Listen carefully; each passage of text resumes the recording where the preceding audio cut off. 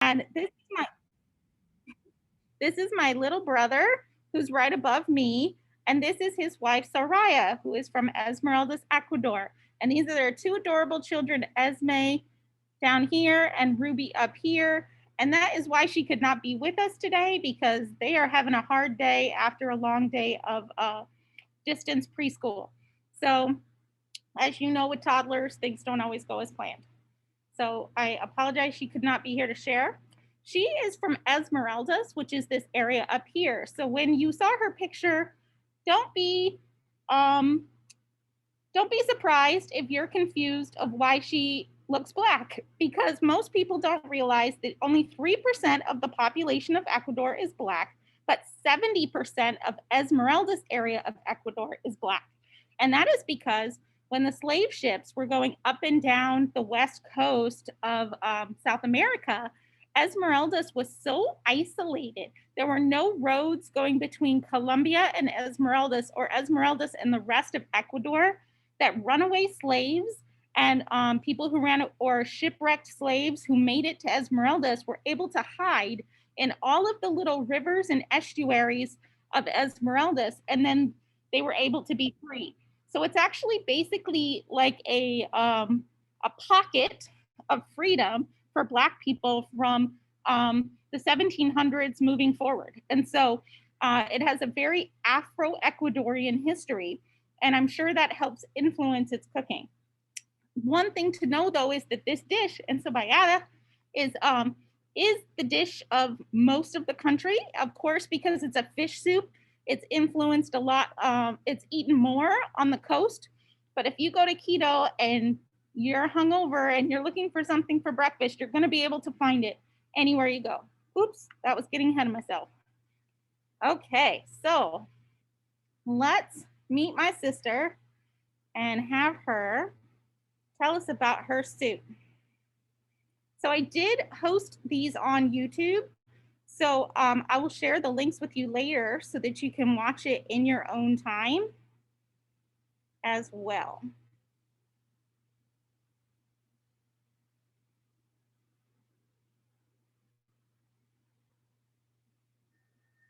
Hi, my name is Soraya. I was born in Esmeraldas, which city is in Ecuador. In Ecuador, we have a traditional fish soup. It's very traditional for the weekends after the big parties. This soup is called encebollado. We need tuna, cilantro, green onions, celery, yuca, red pepper, green pepper, red onions, tomato, garlic, salt, pepper, chili powder, cumin, and paprika. Also, the soup that we make, the hearty size, is a salad, is red onion, cilantro, and lemon. Also, we have plantain chips and popcorn.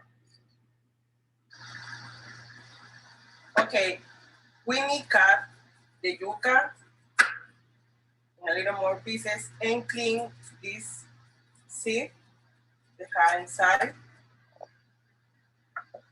Also, we need to clean the peppers and cut. Also the onions, all the vegetables. This water is for the yuca. We put the yuca here. Also, they have the water for the soup. We start with the green pepper, the tomatoes, the onions.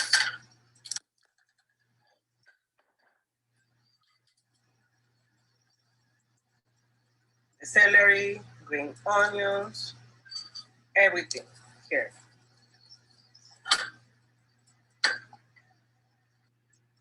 Now we put pepper,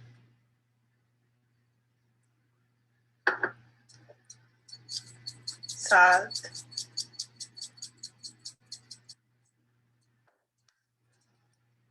the chili pathway. This is a little lot because this soup is a little spicy, paprika, and cumin.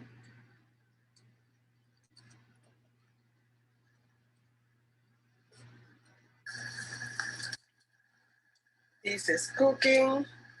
I will leave this for 30 minutes. After the 30 minutes, I will put here also the tuna, also the yuca. When it's soft, it's ready. After 30 minutes, I will put the tuna also in the soup.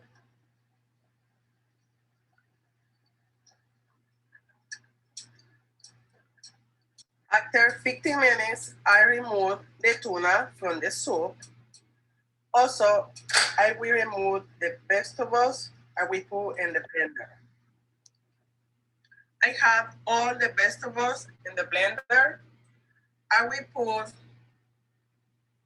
like 2 or 3 pieces of yuca and the soup here.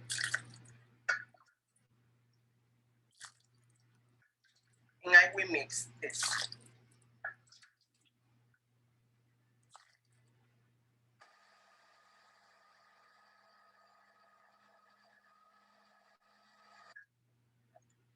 And now I will filter all the mix I blended before.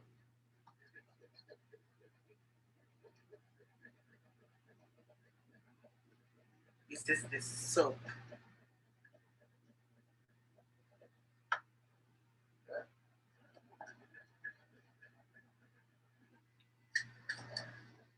It's almost ready, the soup. If you want, you can put a little more chili and salt.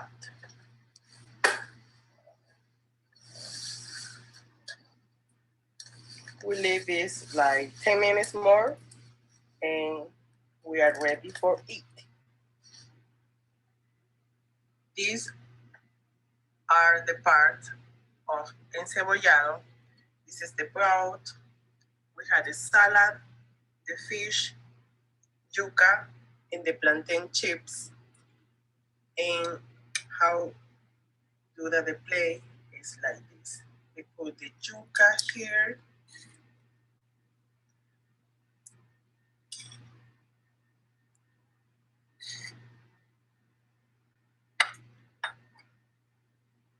We put the tuna.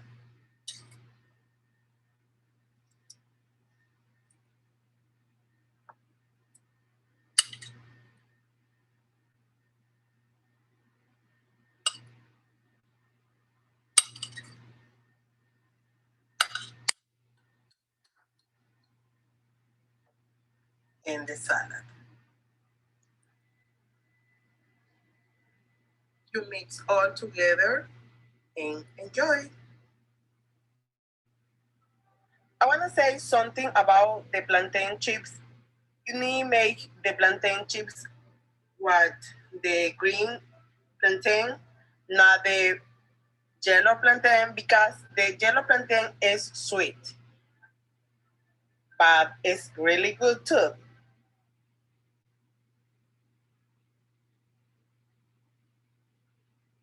Great. So that was Soraya presenting her soup. So please do take time to follow her on Instagram or YouTube if you get a chance. She actually has almost 100 different videos on her Instagram channel of cooking everything from Ecuadorian food to Spanish food because she lived in the country of Spain for 10 years as well.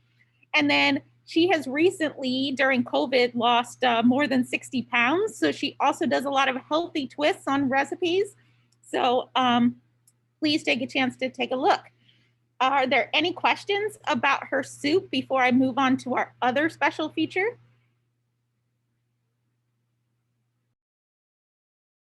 Anne? Do you just eat the popcorn on the side too?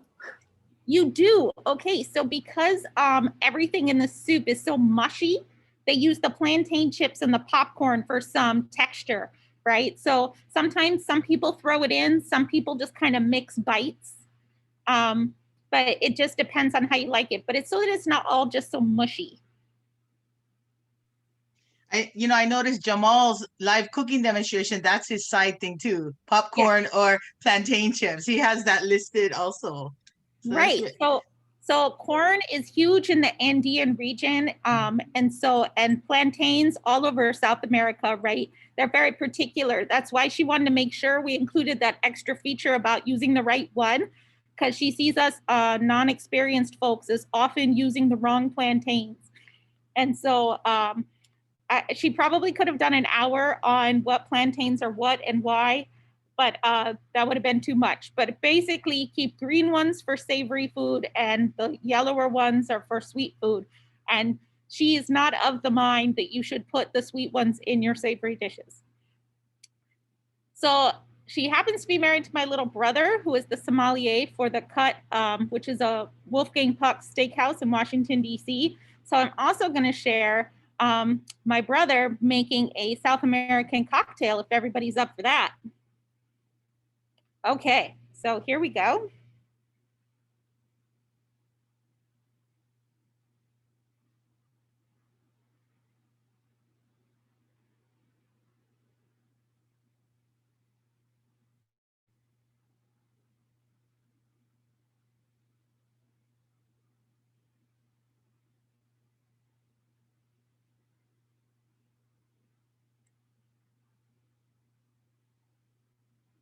Sorry, give me just a second. That window seems to have magically disappeared. Oh, here we go. Now we're there.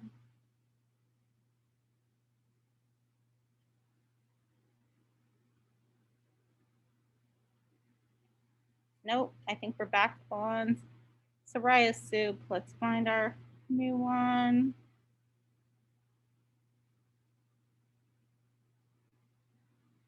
I hope you edit the recording so I look like I'm better at Zoom than I am when I'm juggling so many windows. Shoots. Trying to get it to the other Safari window and it doesn't want to go. We're going to get there though. We're going to get there.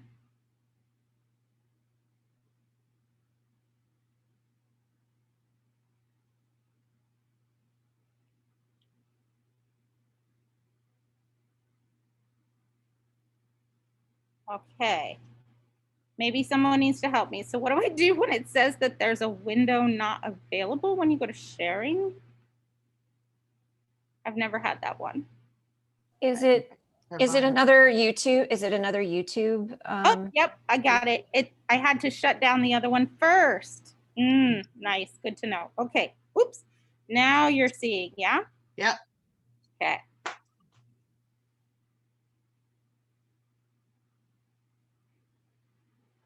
Good afternoon, everyone. My name is Isaac. I'm here to demonstrate the Pisco Sour, which is a traditional South American cocktail. Either, depending on who you ask, it either came from Chile or Peru. Well, let's just get started. I'm going to show you everything you need to make it and how to make it. Hopefully, you'll enjoy it. So this is the Pisco, the most important part of this whole cocktail. It's a neutral grape spirit or grape brandy made in Chile or Peru. It tends to be light, floral, it's unaged. As you can see, it's clear.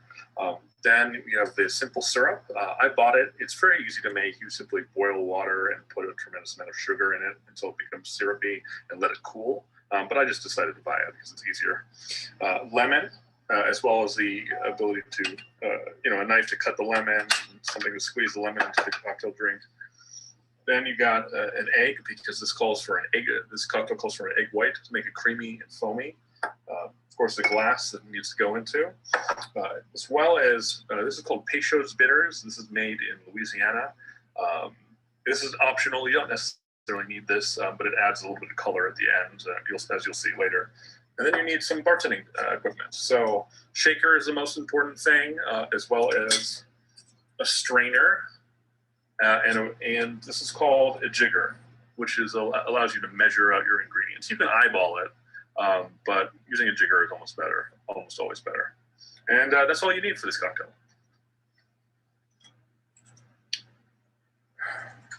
So I'm going to put this as the pisco itself. I'm going to put 2 ounces of this in the drink.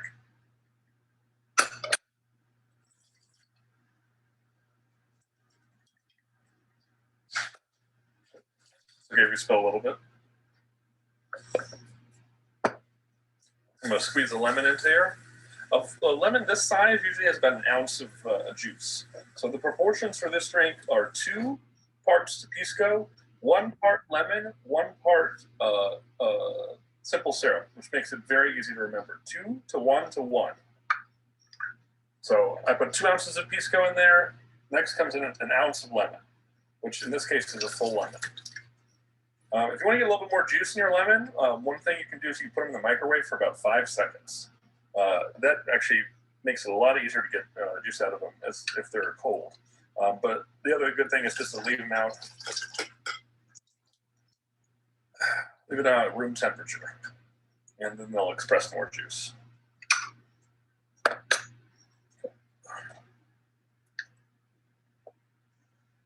Now I'm going to do 1 ounce of simple syrup.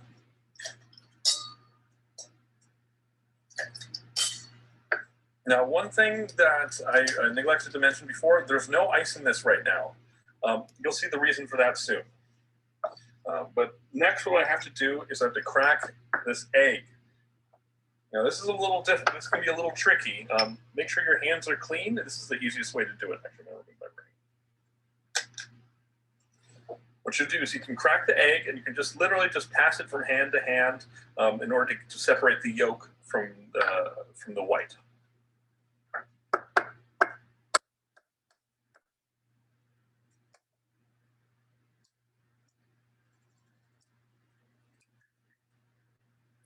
So I have the yolk up in the cap, and I just pass it from. Maybe you can't quite see it from where you're looking. I'm going to pass it from side to side, and let the egg white drop down. Passing it from side to side, let the egg white drop down.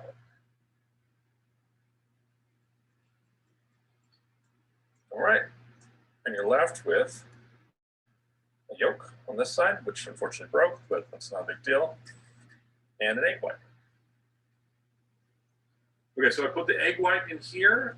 There's no ice in this. The reason that's important is because you have to shake it without ice first, also known as a dry shake, in order to activate the egg white, get it creamy, foamy, get a lot of air in there, and that's how you're going to get a creamy cocktail. So be careful when you shake a drink like this with an egg white in it. It could kind of expands a little bit. So just hold on to it very tight, shake it hard, but not so hard that you can lose control of it. You can kind of feel it getting fluffy in there. So just while I'm shaking this, the Pisco Sour, very contentious whether or not it's originally from Peru or Chile. So there's a big controversy about that, but both countries claim the Pisco Sour as its own, as the original country, and they're very popular in both countries. Okay, all right. I put the ice in the shaker now, and now I'm going to give it a hard shake.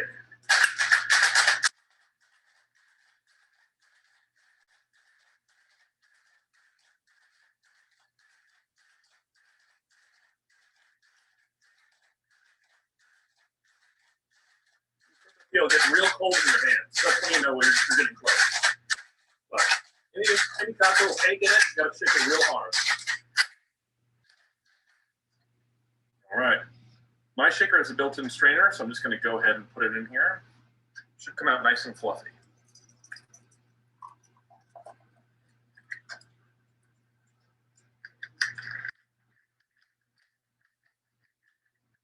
Okay, this is the finished product. See, it has a little bit of foam on the top right there. It looks very creamy and rich. I put a little bit of these Peugeot bitters in there on the top, and I just kind of mixed it in. Let me show you what I did. Just a couple drops. You just kind of swirl it around to get that nice pink color. And this is the Pisco Sour. All right, you can enjoy this with the encebollado that my wife made, or you can enjoy it for no other reason other than have a nice cocktail. Cheers, or as they say, salute. Okay, so now you got to meet my little brother and my sister-in-law making us a cocktail and a soup. So those videos I do have on YouTube, so you could watch this recording or you can watch it there. And yeah, any questions about the cocktail? Emily, can you share those links with me if I can put them up on the website? That would be awesome. Yes, I will definitely share those links with you.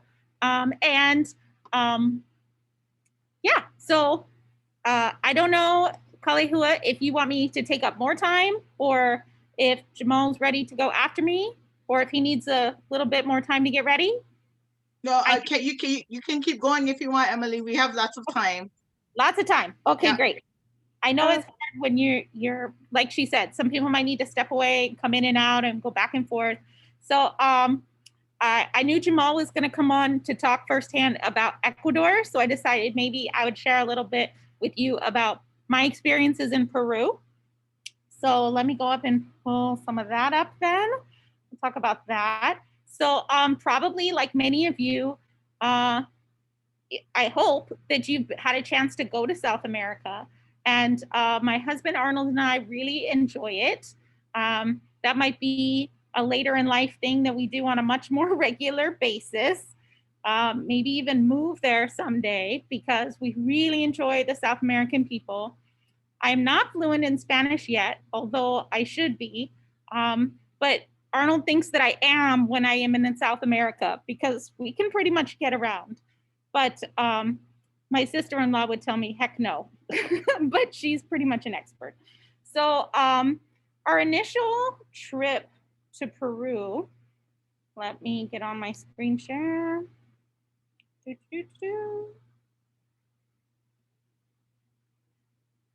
Our initial trip to Peru, probably like many of you all who have been there, was to hike Machu Picchu. And so we definitely did that and had a wonderful time with it. And so I just want to share with you some of the things to consider from my opinion, things I kind of wish I would have known and some of the highlights. So as you can see from this slide here, the terrain can be quite steep. And so if you like hiking, consider if you both like hiking and like walking upstairs for 5 days in a row.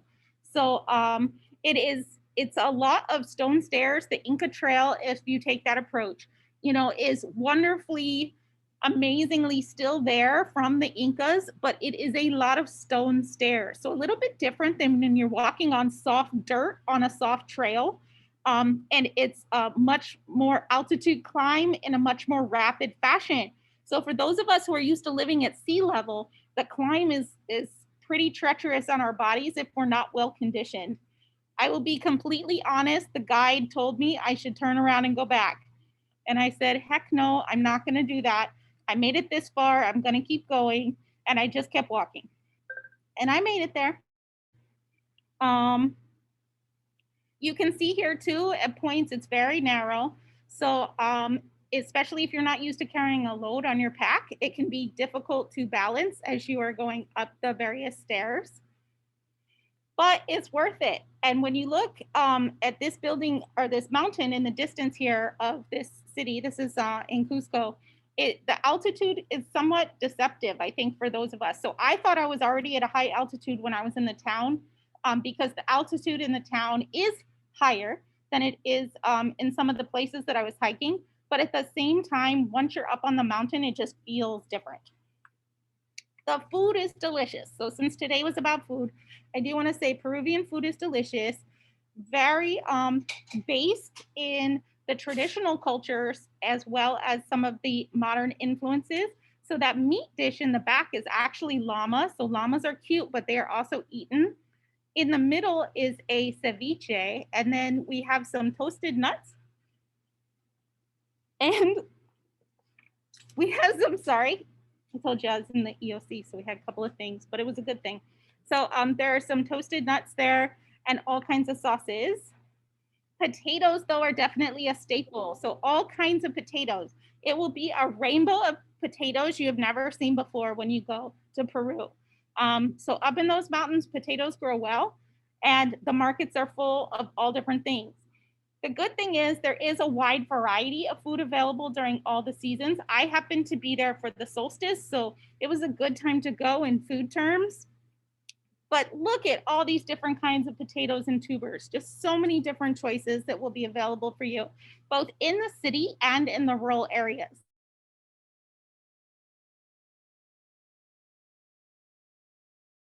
To your food chain, right? So the food is going pretty much maybe through only one or two hands before it gets to you, to the fishermen, to the market, to you being able to buy it at the market. While there are modern supermarkets, the average Ecuadorian or Peruvians is still eating things from the traditional markets as well as supplementing with processed goods. So that's definitely a part of enjoying South America. The freshness and richness of everything might be a little much for people who have not lived in these kind of conditions, but it's excellent. Sometimes your food might be laying on the sidewalk before you eat it, but that's just part of the experience. And of course, this question comes up with Peruvian food all the time. Is it true that they eat guinea pigs? Yes, it is. So cuy is a very traditional food. It's very efficient. They live a happy life in these little houses, and they grow nice and they have a good life, and then they become dinner. And so vegans look away. They will roast them all up or deep fry them, and you just eat them the whole thing like that after it's been gutted, and they are delicious. But if you think about this region and this kind of geography, you know, your options are limited. And so they have done a great job of finding something that they can domesticate and farm in a way that makes sense for their culture. And so basically, one of the things I noticed too is that Peru is not nearly as lush as in many spots. And so it's a lot more deserty than I would have expected. So they're also really great at making the best of what is available in their particular terrain and environment. And Western culture has infiltrated. So of course, many of the vendors now are figuring out how they can sell things to Americans. One of the sad stories, or other foreigners, but one of the sad stories is that we're all pretty familiar with quinoa now, and we probably weren't many years ago. So quinoa comes from Peru, and now Peruvians can't even afford quinoa because the export prices for quinoa are so high that locals pretty much can't eat it anymore. It's so much better to sell your crop than to eat it yourself. And so it's just one of those things, right? As we interact with locals and indigenous people, we change the world in which we interact. So just something to keep in mind. Harsh environment. I definitely didn't expect the deserts of Peru to be quite what they were. But then down in the valleys is the oasis, right? They'll call it the oasis, which because the water is lower in the valley where they can actually farm, but they will do their best to make the most of each layer of altitude in the same way that the Apuaja system kind of makes sense from the mountain to the ocean. So I did mention that I got to go to Peru during solstice. So I was in Cusco, your landing spot for any hike to Machu Picchu, during all of the festivals. And these festivals are not put on for tourists per se. So these festivals are where each village comes and celebrates and represents their culture. So school kids or community groups are getting together to show off their particular stuff. Sorry, that's my husband eating breakfast. Okay. And so the floats and parades happen almost every day. And if you look at those people in the stands behind them, those are not tourists. Those are all locals. And so it's a really great opportunity to be there and see a really rich part of the tradition that continues with its own modern twist.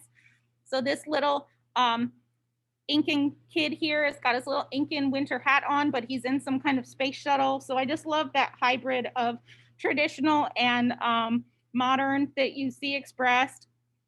But you can keep in mind, though, it's still pretty primitive. So the buildings look like they were made out of bricks, but then every once in a while you would go by and you would see that some were still mud thatch, even in the main cities. So this guy here is fixing this, and it looks like maybe it's stucco, and you think there's like hollow block underneath. But nope, that's just a mud house in the middle of a major city. The people were great and totally awesome.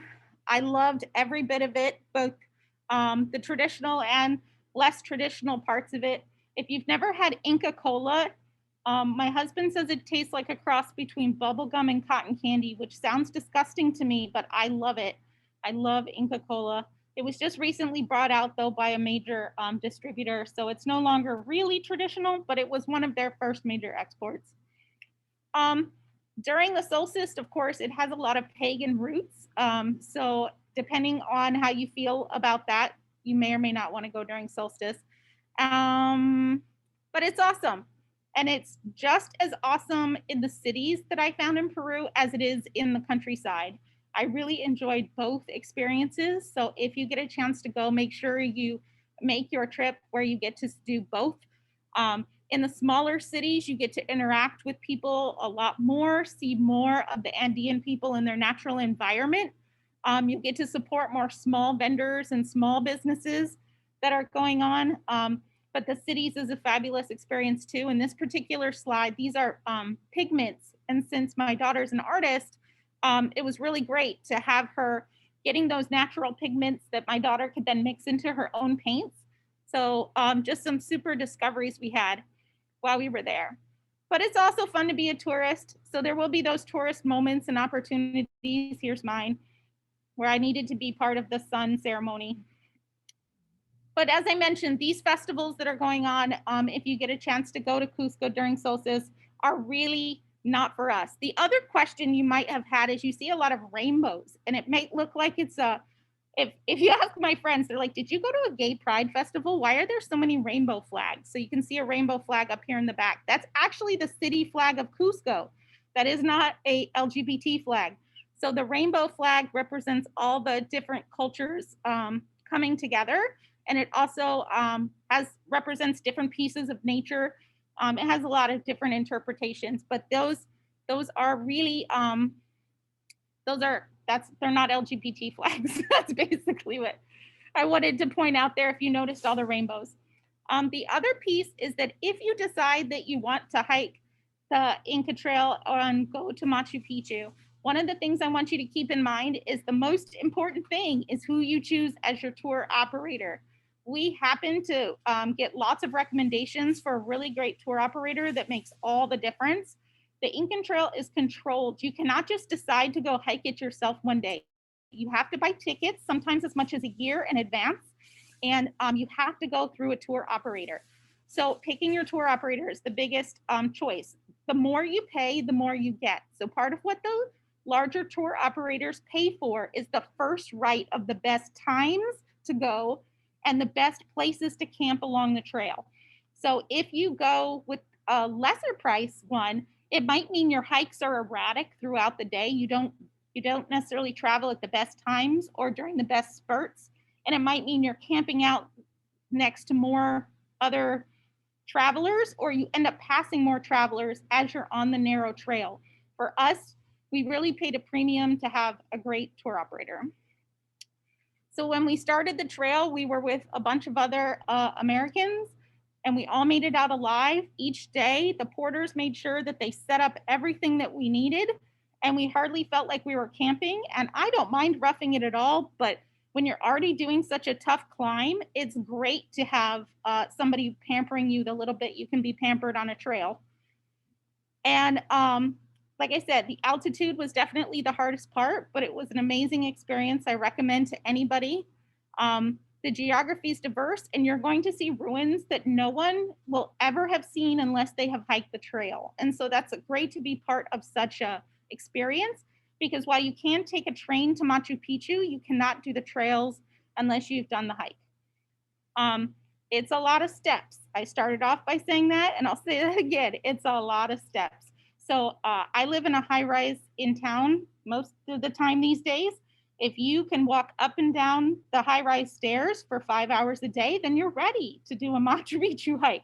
So that gives you an idea of what the physical exertion is somewhat like. But as I said, these ruins that you will only see if you have hiked the trail make it totally worth it. The majesty of the work that these ancient people did and how they got these stones up here and constructed them so perfectly is amazing. And the porters, which all, if you notice here, actually outnumber us as tourists. They are what made it happen. So they carried all of our food, all of our tents, all of our dishes. They carried all of that. We only carried our daily supplies each day. And that's why we were able to make it. So these folks are really worth it. And so we were also happy to pay a premium for a tour company that pays their porters very, very good living wages, and doesn't just keep all the profits for themselves.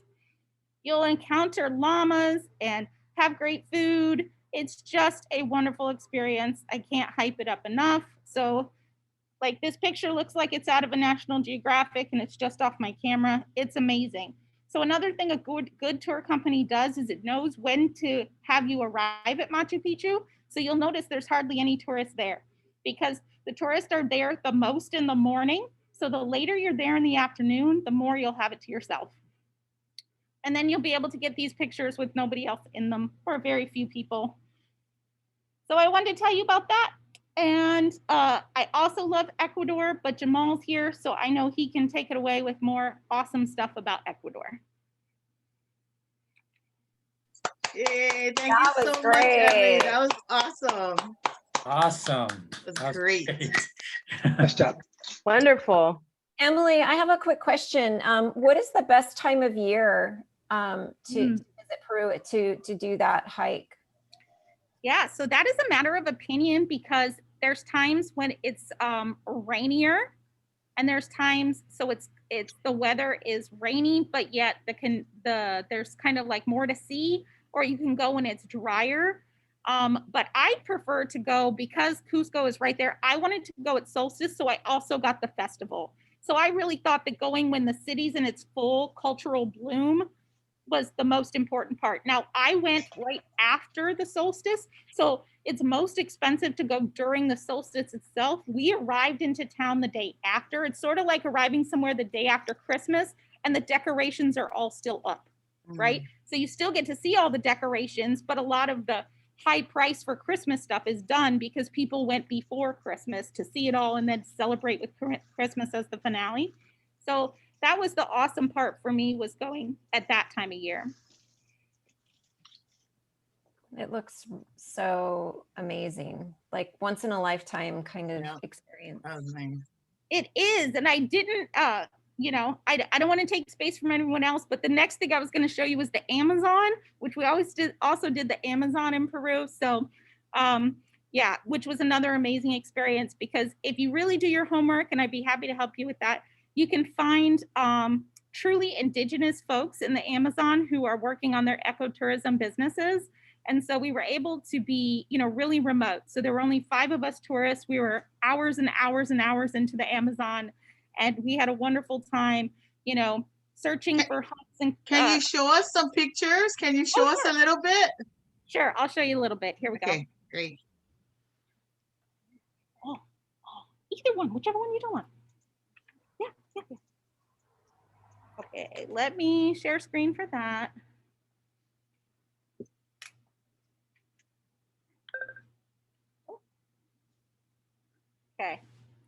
Okay, here we go. We're on the Amazon. Okay, so basically, like I said, what we did is we did a lot of research to try to find, and what also helps is now, I speak some Spanish, so I was able to do my research in English and Spanish, and so you could find some of the more locally based things if you look in Spanish instead of in English, or you can start your search in English and see what path it leads you down. So this is what I think is a shot of the general quality of life for a lot of the people who live along the deeper Amazon. So you'll see that they have wooden homes with thatch roofs and they have a little boat, but they have some of the modern conveniences as well, as we'll see as we go along. But you get to do all the cool jungle things that you saw in movies. So this is me like climbing the banyan roots, trying to get up the tree. People still live this hybrid life. So this woman is washing her stuff right there in the river, but still has plastic tubs, right? So it's this hybrid of, she's probably also has a satellite dish so that she can get soccer games that she watches on her tiny little TV, but yet she doesn't have running water. So it's an interesting juxtaposition when you get into the Amazon.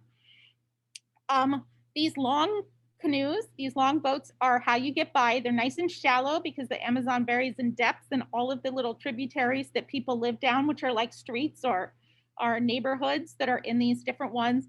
So that lady that I had showed you the picture, she lived across the street. Basically, she lived across this little tributary on the other side where she was doing her laundry. At other points, it's nice and deep and wide open, but then sometimes you get to where you're down in the deep, dark forest where there are lots of creepy crawlies. So there really are tarantulas. There was a time when my husband was taking a nap in a hammock and a tarantula crawled across him, and I had to like get it off of him so that he didn't accidentally, hit it and make it bad. Lots of bugs. That's a giant stick bug. This is where we stayed in, a resort by Amazon standards that had some nice amenities there. But I love the creepy crawlies. So lots of things that are big and exotic. So the tricky thing with frogs, though, you notice how I'm willing to pretend kiss it, but I can't real kiss it because some are super poisonous. So that's the other thing. If you go to the Amazon, you have to know you might die. I mean, let's be real. There's lots of poisonous stuff. And so lots of things that can hurt you. If you're afraid of snakes, yeah, maybe it's not the place for you. So this is a great example. So this is my husband was happy going piranha fishing. So we did swim in the Amazon, but we went with good guides. So we knew not to swim where the piranhas are, but we did go piranha fishing because we wanted fish for dinner. And look at those teeth. They're pretty significant. So of course my husband sticks his finger in its mouth, and yes, he gets bit because the piranha's not totally dead when he takes it out of his mouth. So he gets a piece of his finger bit off, and he wishes he still had a scar so he could tell everybody how he got bit by a piranha, but it did heal up. Because luckily our friend from Italy, who was also on the same trip, brought a first aid kit. And so we got him bandaged up and he healed okay. But the joke's on him because we had him for dinner. So you really can't eat piranhas. They're really yummy. We also had a lot of barracudas. And when those long, skinny boats are going down the river, the barracudas, almost like dolphins, like to follow along with it. And sometimes they just jump in the boat. So it's pretty scary to have their big teeth in the boat with you. But most of the time, it's beautiful and gorgeous. The only thing I would say about a scene like this is it looks gorgeous in a picture, but there are a million mosquitoes. So the other thing to be mindful of if you decide to go to the Amazon is it's not a place to go if you don't like mosquitoes. I actually hate mosquitoes, but it was worth it for me. So maybe give it a try. Drinking water out of the tree vines, learning how to use the sap from all the different trees for medicinal purposes. So this is some of the tree sap that went on my husband's finger when he got bit by the piranha. And then getting to mix with the locals who, they're living a quality of life that's very different than ours, but very happy, many of them. And so it was great to help bring in money to their economy. The thing I didn't bring this time that I didn't know to bring if you're going to visit is things to leave behind that would help them. So I wish I had brought soccer balls, which I had taken on previous trips to other remote locations for the kids. Pretty much any remote location in the world, kids love soccer balls. I did take solar powered lanterns that I left behind with different families so that they would have light, but that's a tip because the tourists and the locals would just get together in the flat patches. There aren't a lot of flat patches in the Amazon where they've cleared out and play soccer in the evenings after all the work was done. So it was a great opportunity to interact with the people from the quote unquote neighborhood that you would take the little boat down to go hang out with the people in the town, which town just meant like 7 buildings were in the same place. This is catching crocodiles. And I'll end on this one. You got to be brave when you travel. This is a grub, and we did eat those. So they taste like chicken fat. They're delicious. And when you travel, be brave and eat everything. So that's a little more about the Amazon.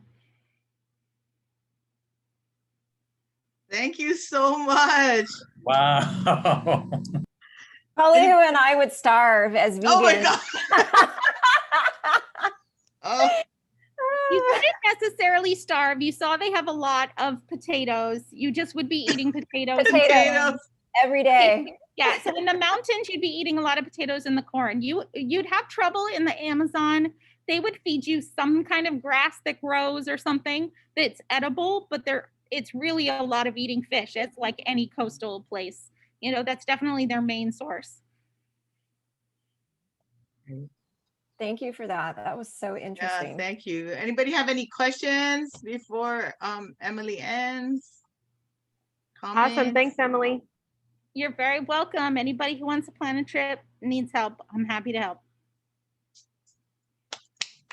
All right, thank you very much. Thank you. Let's see that let's see Jamal make some Yeah, awesome yeah. ceviche, So because that's my other favorite Ecuadorian food. And what Soraya was like, oh, I'll make ceviche. I'm like, no, Jamal's already making it. And so, Exactly. so I was like, okay. She's like, well, I'll make the other thing. Cause like I said, the soup she made is pretty much the national dish of Ecuador. It's a sort of like their comfort food, the go-to comfort food. And so Nice. Jamal can kind of talk about that more. All right. Very nice. So, Kalihua, can you hand over co-hosting duties to me now that I sure Emily? can.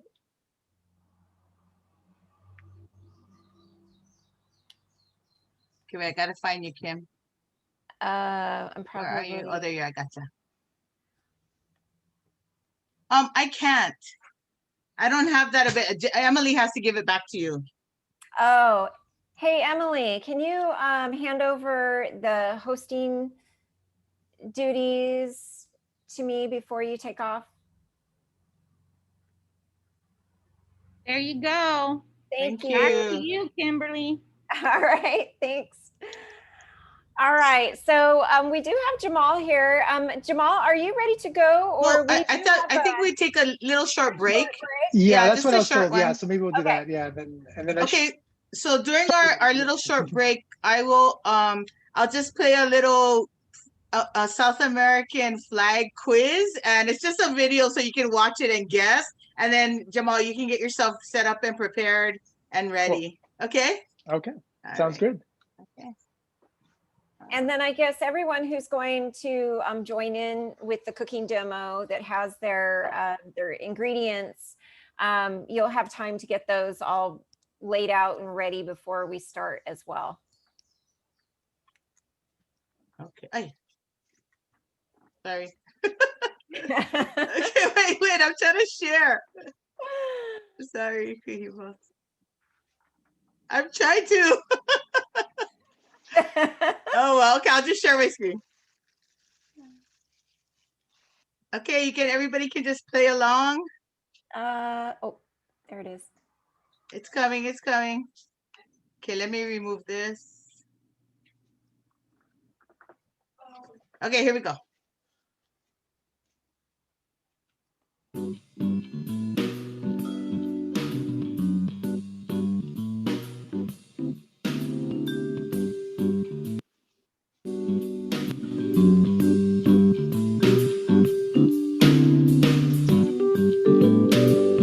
And if you think you know the answers to these, go ahead and write them in the chat. Shout them out if you like. Shout it out. Oh, Emily would have known that one. Colombia. Colombia.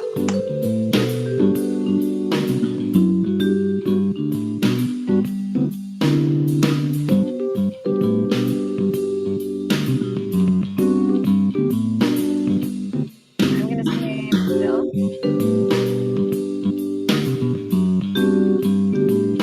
Oh, Colombia.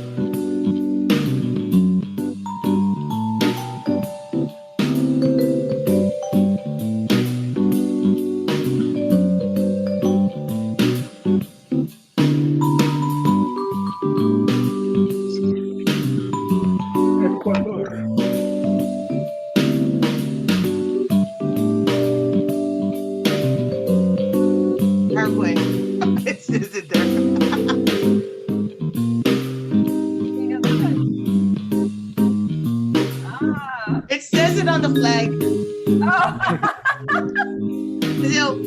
Oh, this one's Brazil. Yeah.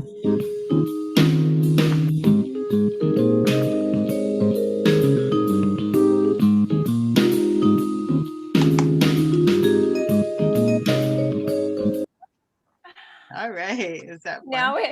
Now we all need to yeah, brush up on our flag knowledge. I think it's easier if you get to go there, right? Yeah, definitely. If you've never been, it's like, ah. All right. Wait, Kim, how do we take off the spotlight? The spotlight? Yeah, so every time you talk, you're spotlighted, right? Oh, if you go up to the left-hand corner where it says view and you change it from speaker view. Oh, to gallery view. Okay. Yeah, I to got it. gallery, Yeah, okay, it'll okay. show Well, everybody. when Jamal comes on, we'll spotlight him again. Yeah. Yeah. And I think it's each individual screen. Like, so my screen, I can have it set different than your screen. Oh, okay.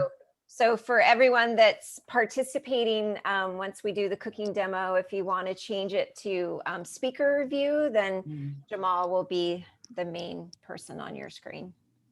All right. So Elliot, are you ready, Jamal? I think so. Okay, This is my Elliot, do first you food want to demonstration ever. introduce Jamal to us? Yeah, sure, everybody. This is Jamal Hassan Haidar. He's currently an instructor at UH Manoa. We were grad school buddies. That's how we met. And so he's going to show us how to make Ecuadorian ceviche. Very excited for it. Yes. Thanks, Elliot. Welcome, everybody. Thank you so much for joining. So this is a little bit weird because I love to cook. I've cooked for quite a while, but I've never done it in front of a camera. So I was just trying to set up today, and it's not going the way that I thought it was going to go. So instead of trying to just like give you the full demonstration like I was going to do, I'm just going to show you sort of what my station looks like, and then as we move along, I guess we can go ahead and get started with like actually preparing this dish.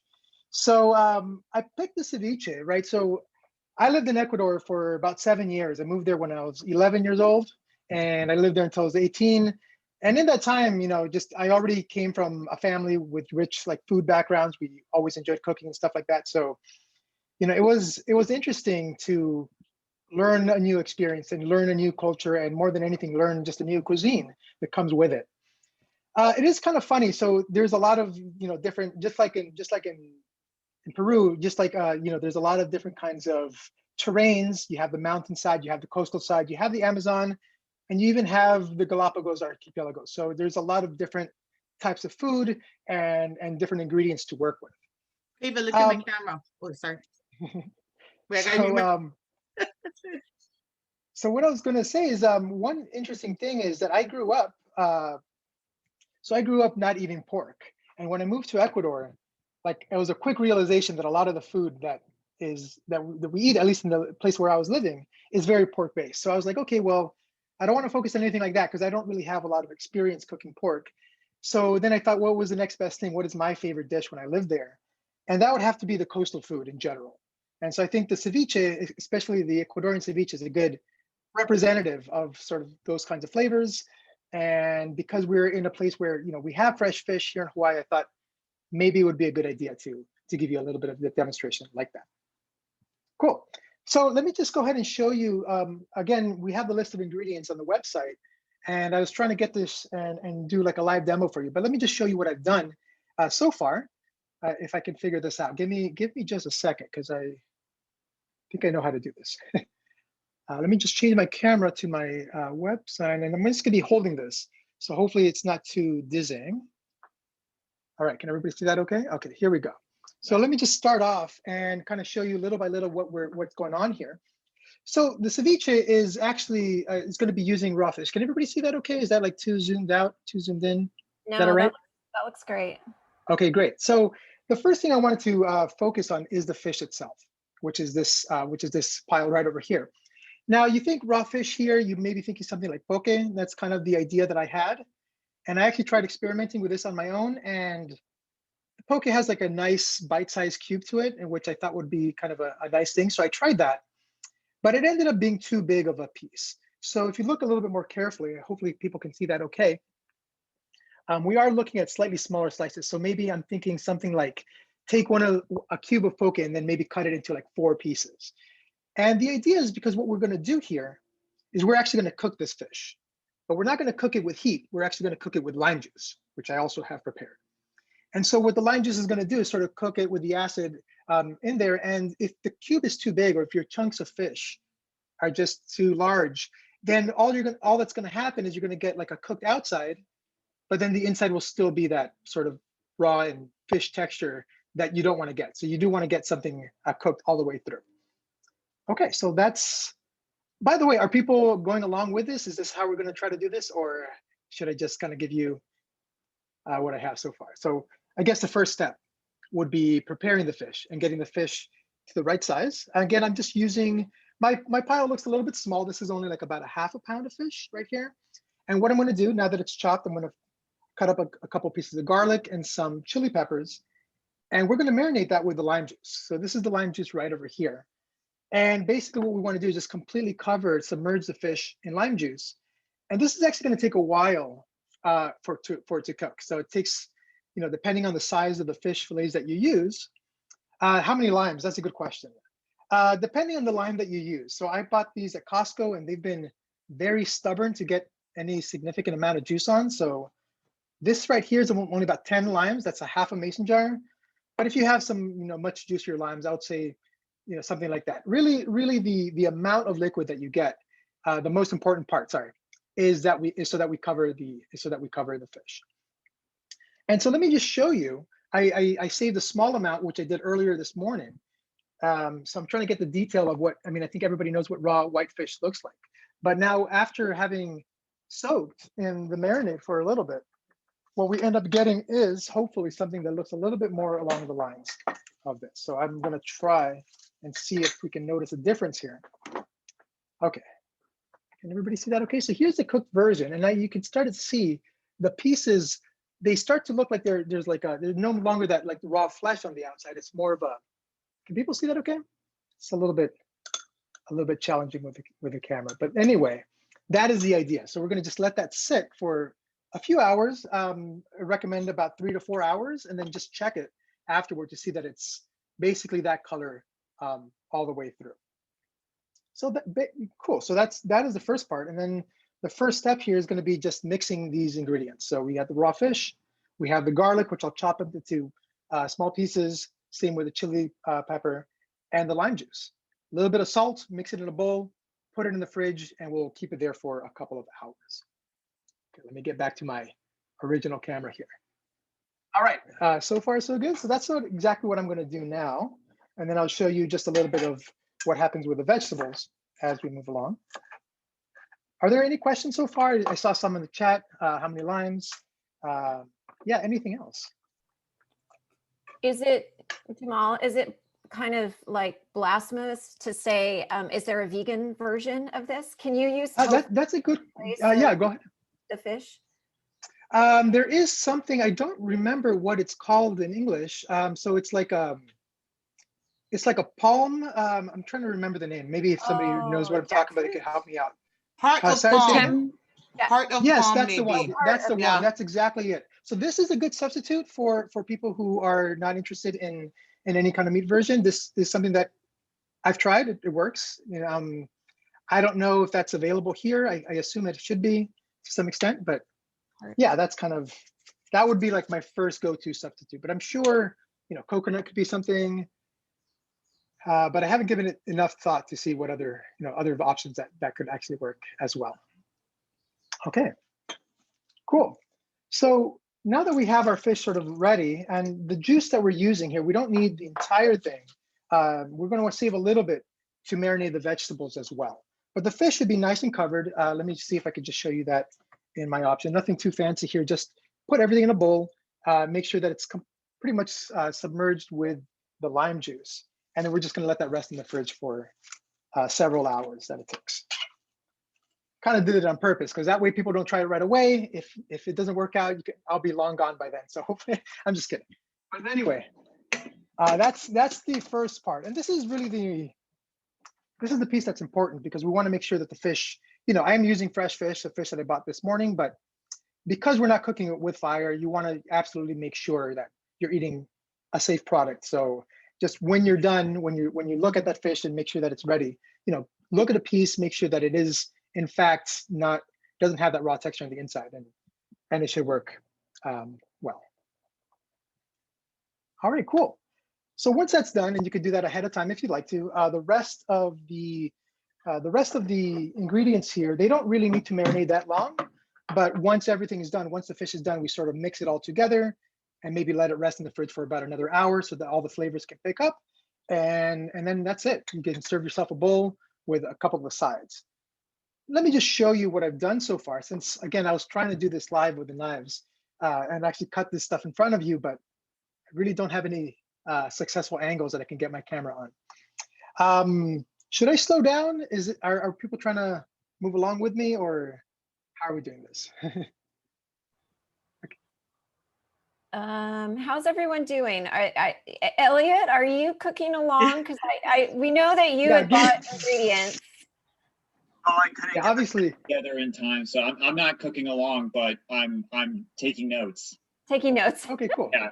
That's what I was realizing this morning. Was like, okay, well, I mean, I could try. Like, I was trying to kind of get an angle that actually works, but it's just a little bit too awkward right now. So hopefully I can talk it through, and hopefully the steps are clear enough. But we can always see if there's any questions afterward.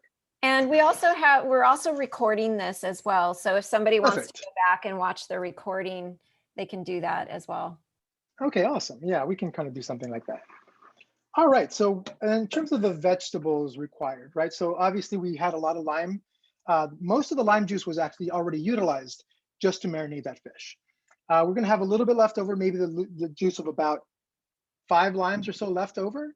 And that is gonna be what we use to marinate everything else once we're done, all the vegetables. And then once everything's ready, we'll just go ahead and put it together. Okay, so let's go ahead and take a look at what I have so far. So I'll go back to my camera, if that's okay. And let's go ahead and see all the other ingredients in action. So now everything is chopped pretty fine. So I'm just gonna show you a little bit of what I have going up until this point, right? So we have our lemons. We have, I said a bell pepper. I chose orange just because that color is not present with the other things. Oh, is this upside down? I think this is upside down. Okay, hold on. Sorry, I can fix that.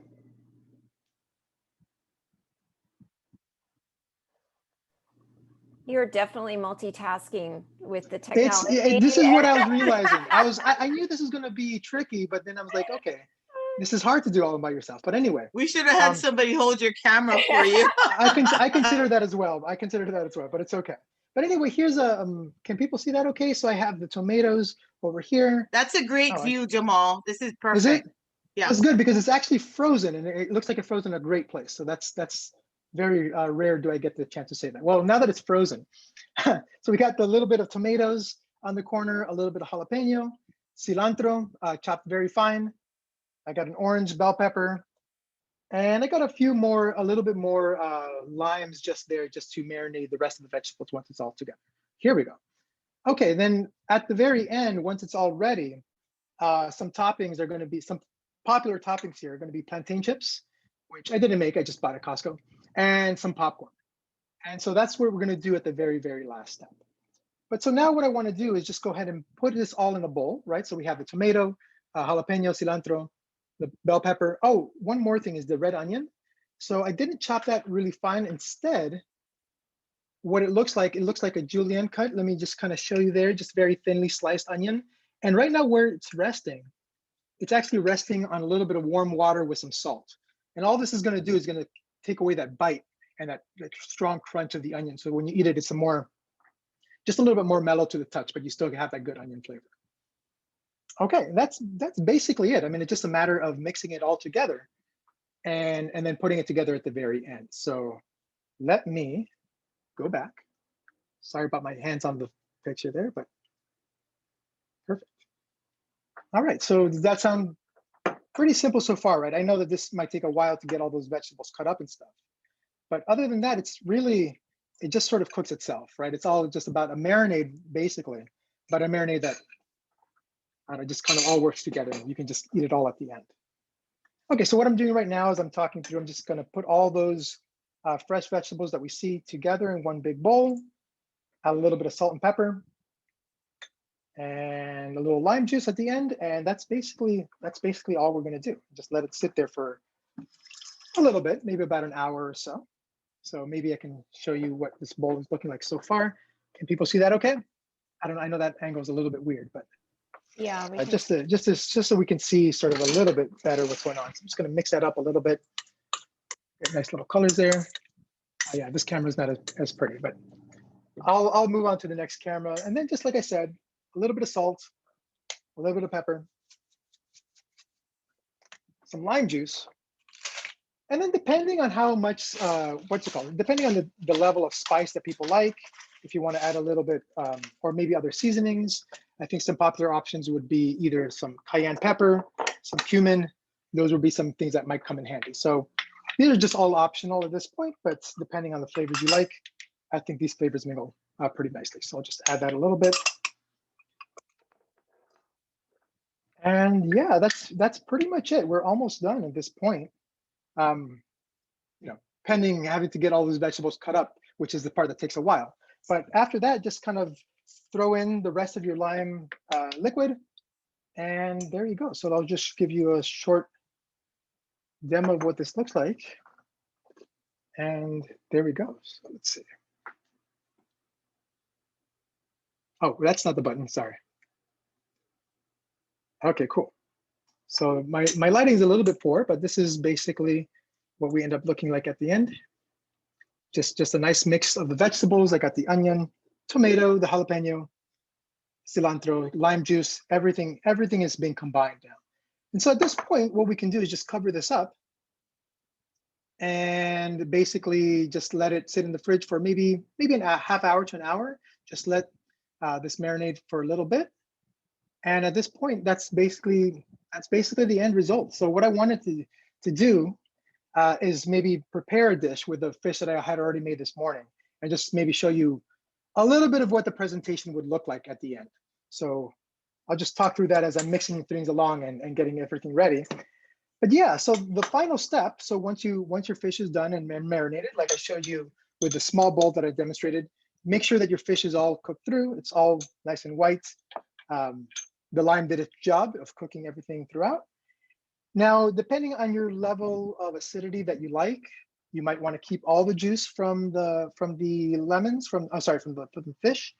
But if you want a little bit less acidic, feel free to tone it down and get rid of some of that juice that was used in the marinade. Okay, so one thing before I move on to the final product here, one thing I wanted to mention was I actually tried this recipe after speaking to Elliot and agreeing to do something like this. And I said, okay, ceviche sounds like a good idea. I like ceviche. I think that would be good because we have those kinds of ingredients here.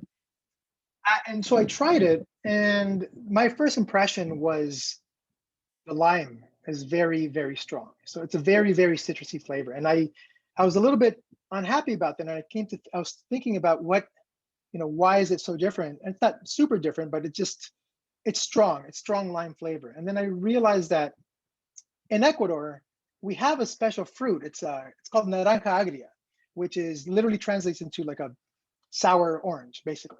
And what it is, I don't know. It's just a member of the citrus family, but it sort of plays the role of somewhere in between an orange. It looks like an orange on the inside, but it is very, very sour.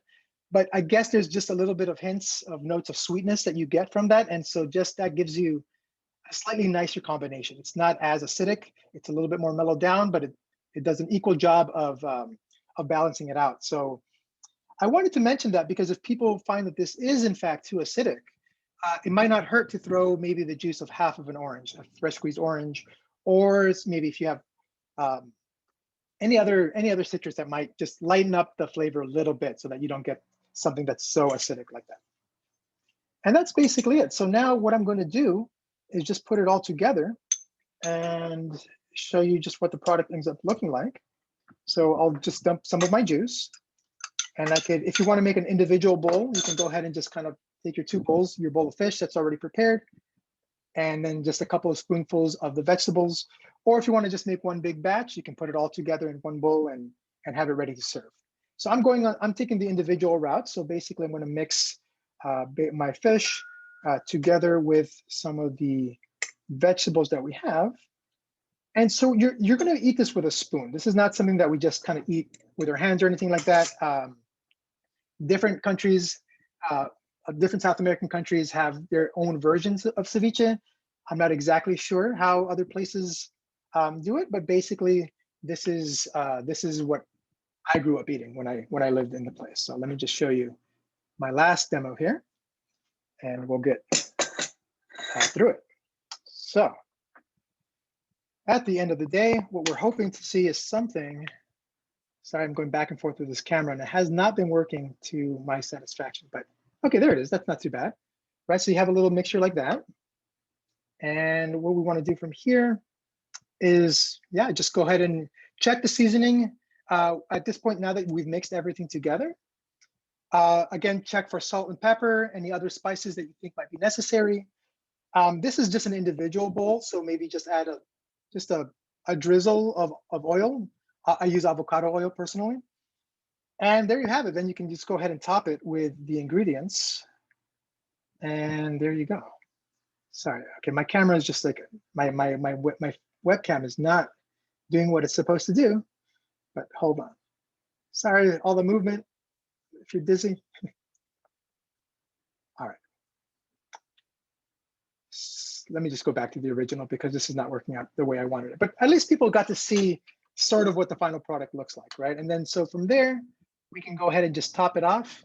We give you a bird's eye view here. I know I'm making everybody dizzy, but just top it off with a little bit of popcorn on top, a little bit of your chifles or your plantain chips right there.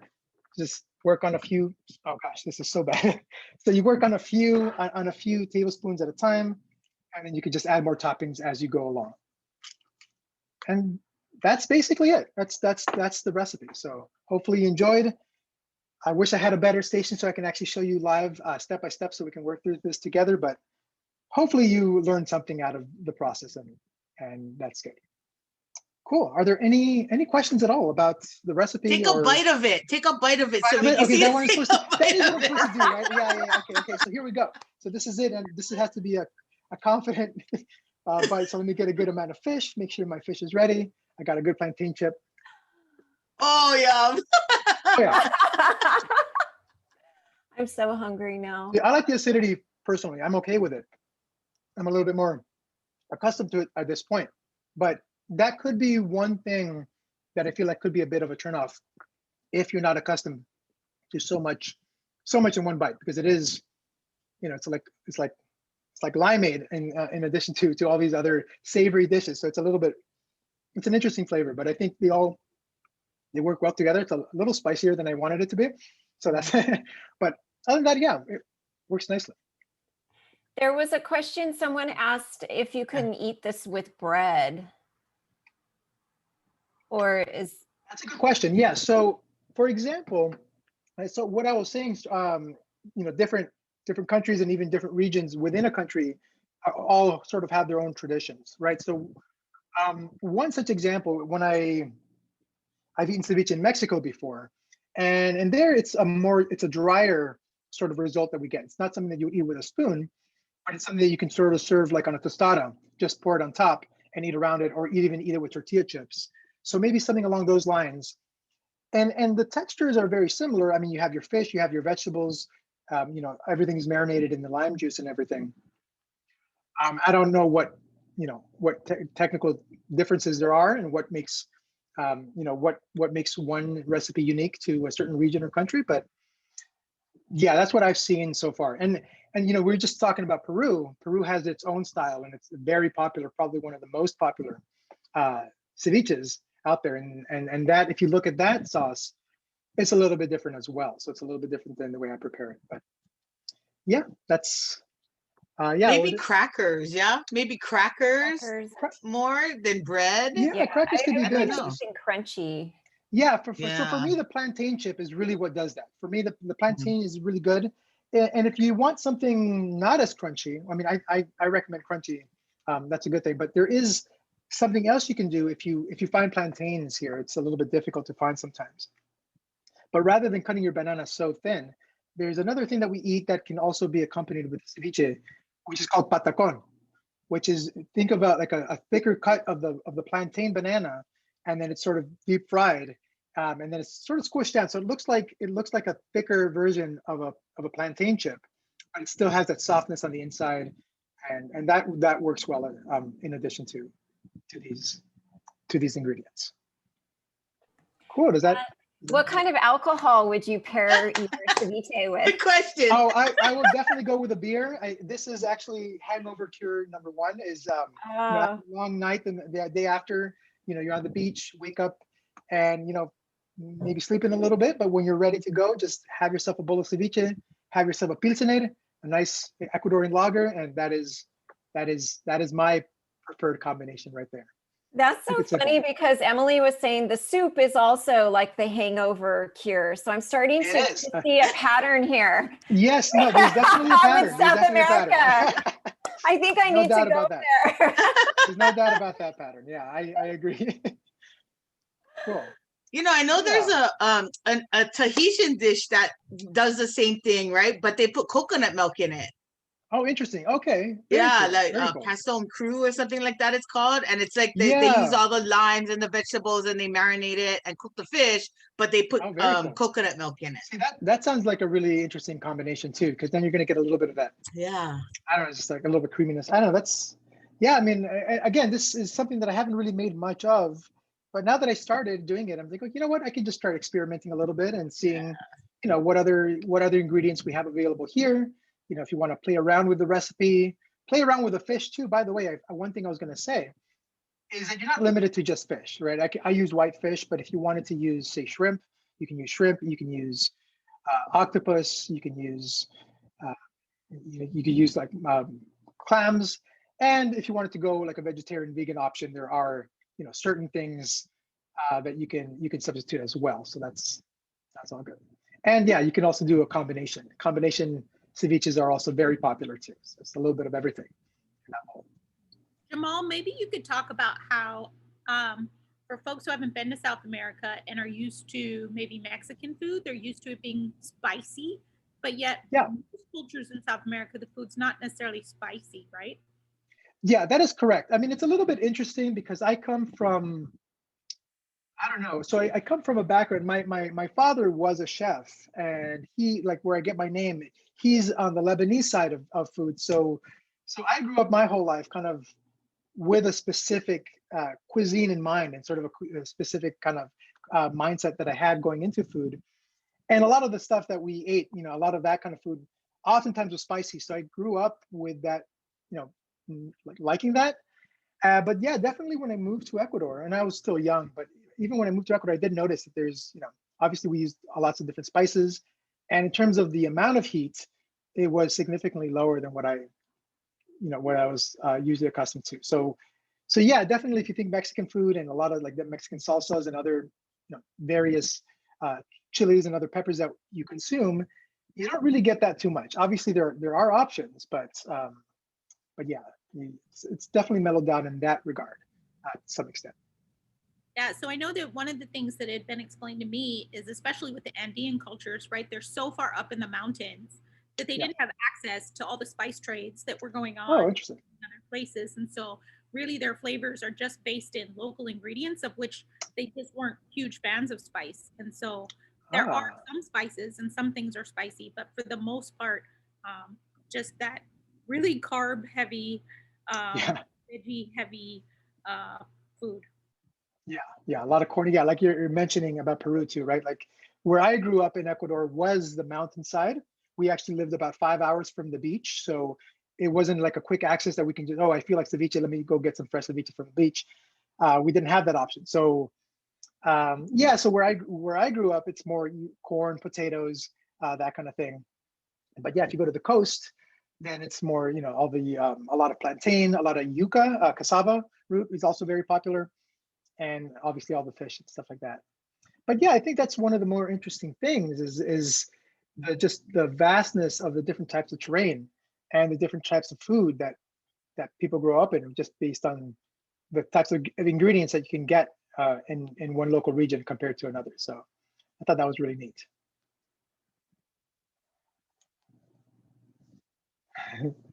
Sorry, just reading the comments. Awesome. Any other questions? I was wondering if this is one of those dishes where it like gets better the next day, or are you kind of taking your chances with the seafood, you know? That is an excellent question. Yeah, I would say there's definitely an expiration date on this. I would probably give it 24 hours. So, I mean, if you're gonna do a batch just for yourself, maybe start off with a smaller batch of fish. We made it not too long ago, and we were eating it throughout, the day of and the next day, and everything was fine. I feel like it would have lasted longer still because the lime juice does a superb job of not only cooking the fish but keeping it fresh and sort of keeping it okay. But because it's fish, I just didn't want to take any risks.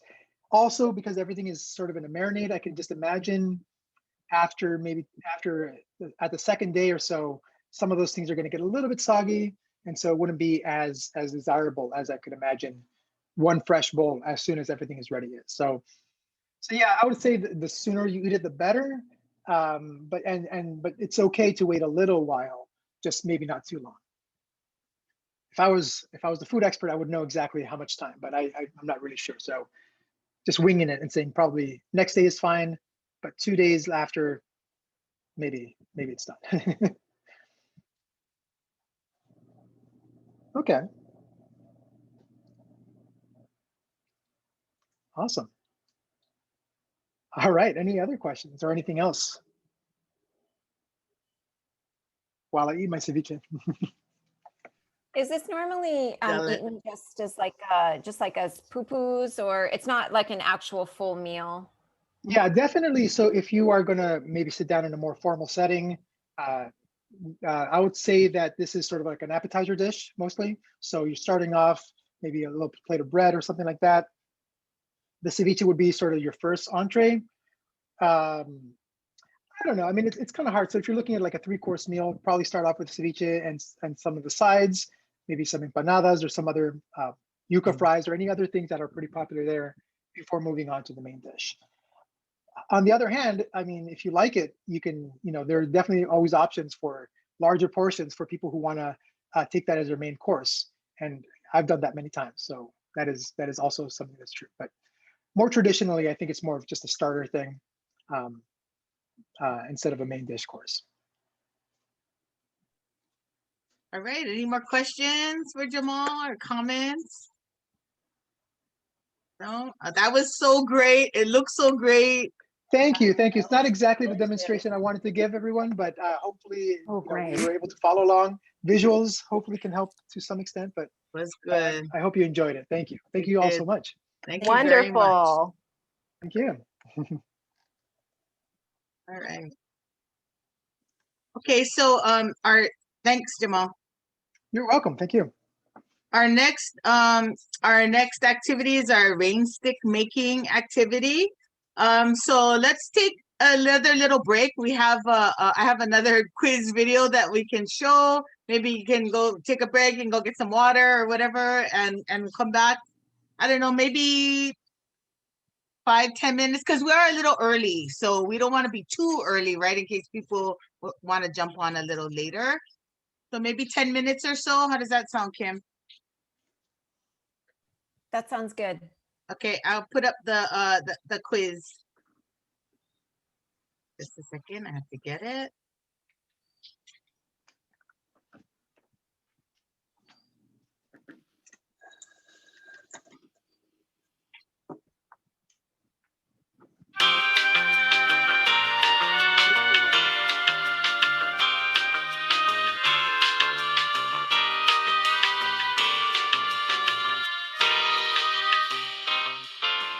Where's that? Delay.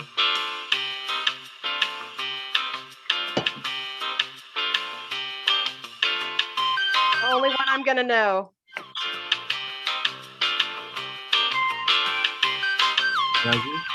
Brazil?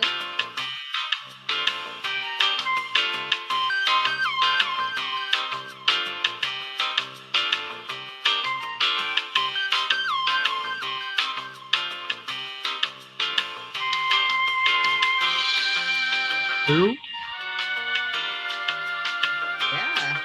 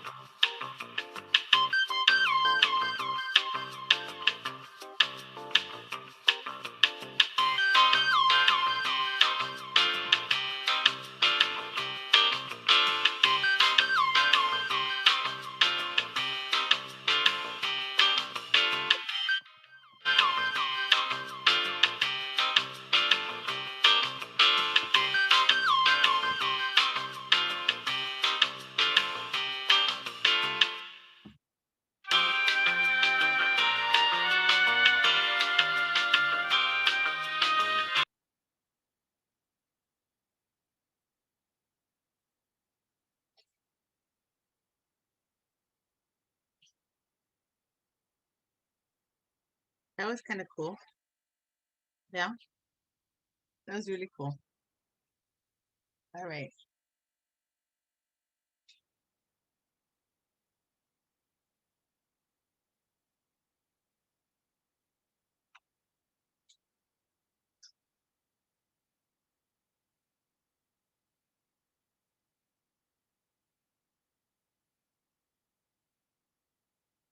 Sorry, that cooking demo made me so hungry. I'm having to snack on something.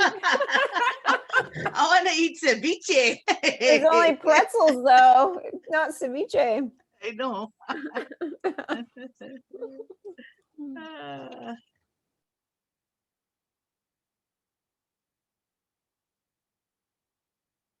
So let's wait a few more minutes, y'all, because it actually starts at 1:15, right? So we don't want to be, I don't know. What do you think? Can we post the supply list up? Can we share the supply list on Sure. our screen? And I can turn We the, go run around our houses and grab those things. yeah, I've got a few things ready, but if everyone wants to make sure that they collect what they need. And so maybe we can share the supply list on the screen again. One second. And I can put some background music on, and we can all, let's see. Yeah. Oh, I need to find some different paper. Am I able to share our screen for our presentation? Yeah, you will. I will give you the hosting ability so you can share your screen. Thank you.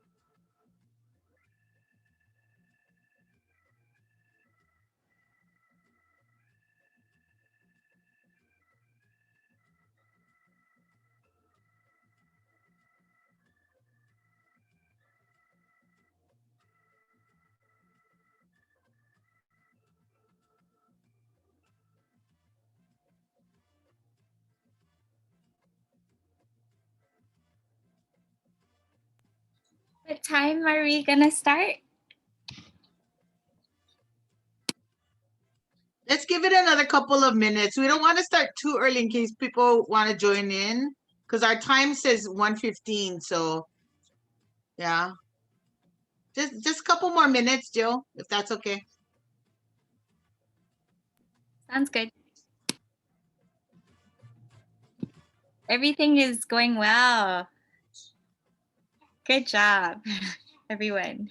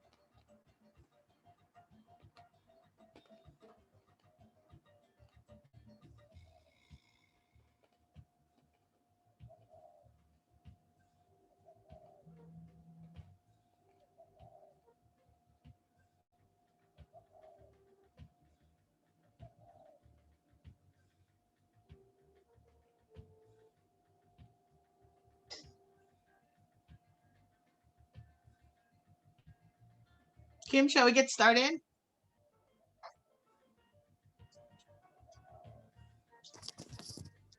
Let me stop the Sounds good.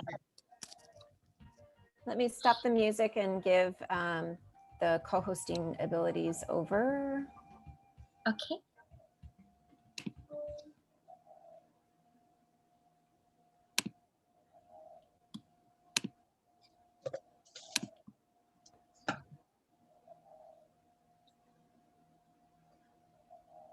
Okay, Jill, I just gave you hosting abilities. Okay, sounds good. I'm gonna share screen.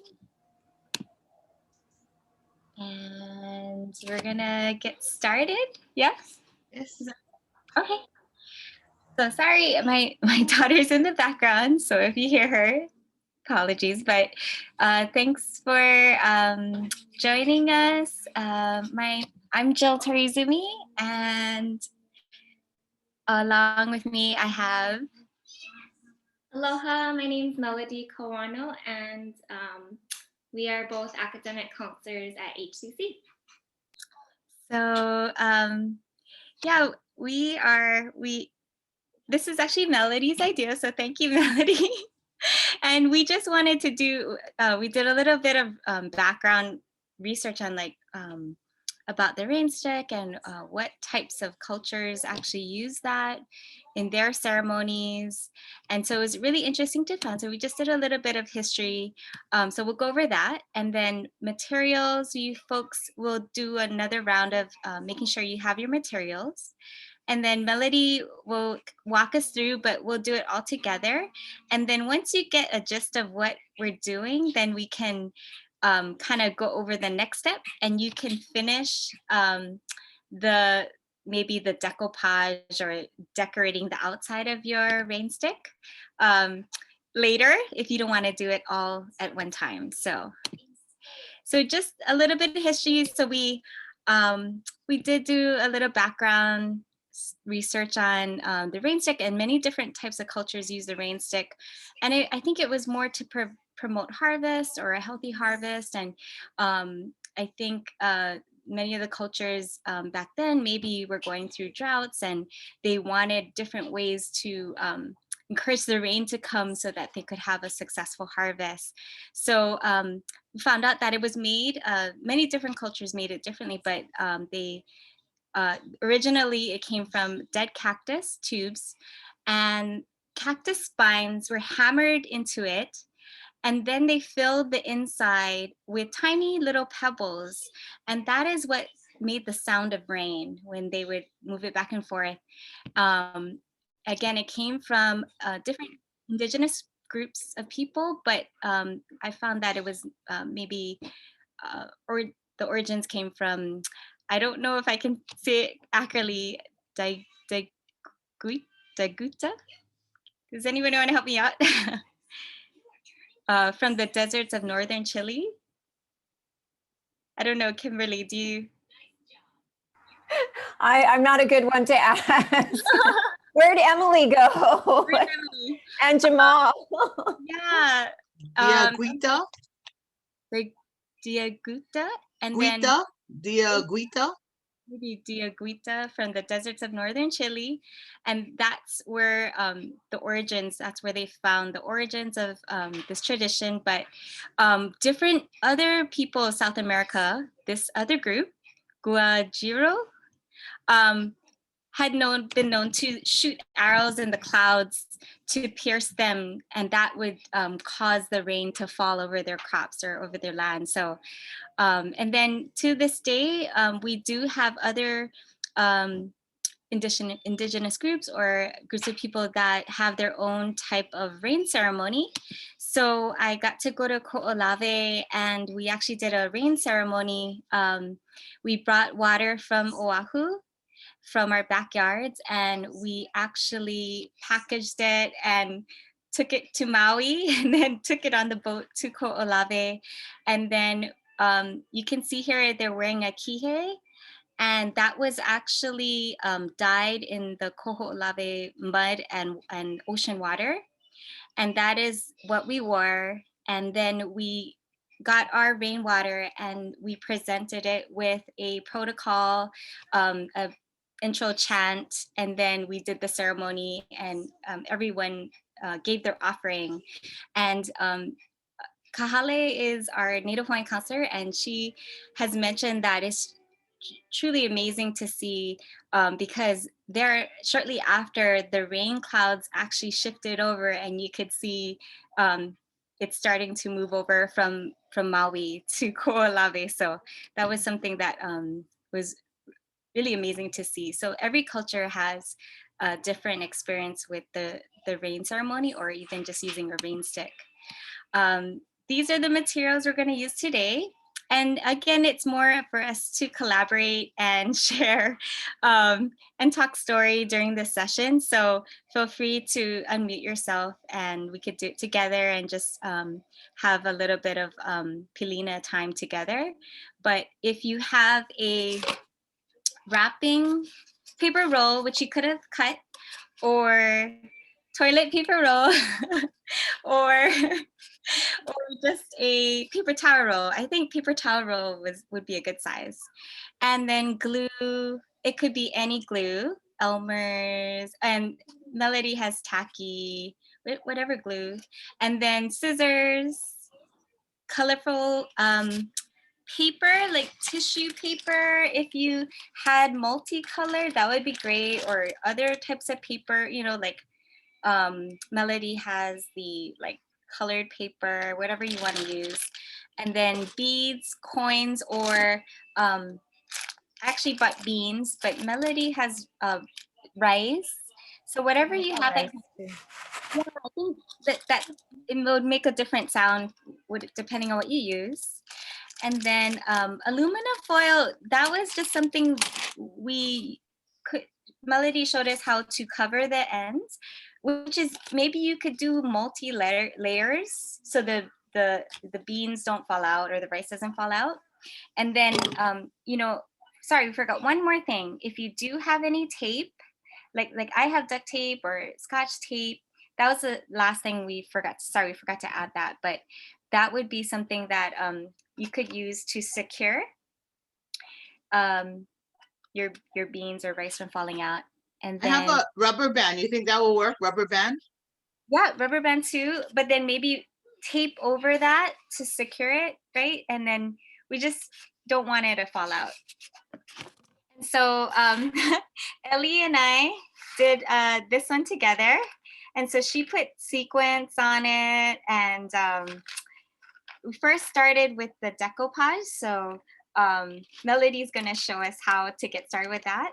So you could do whatever you want, and you could even get glitter and sequins at the end. So I'm gonna turn it to the next page, and then these are the steps. So Melody will actually go over each step, but then we're gonna turn off the screen sharing because we just want everybody to enjoy and then talk story during this session. So I'm gonna stop sharing, and then Melody can lead us through the rain stick. Okay, thanks, Jill. Thanks everyone for joining us. It's a nice small group, so that's really nice. And it looks like we have some participants that are gonna make a rain stick today. Woohoo! Okay. So the first step is to start by decorating your tube. So for me, I used a paper roll. I do have to say that my first time making this, I used a paper toilet roll. And there was some paper toilet still left on. So don't worry, because you are going to decorate it so it doesn't look like this.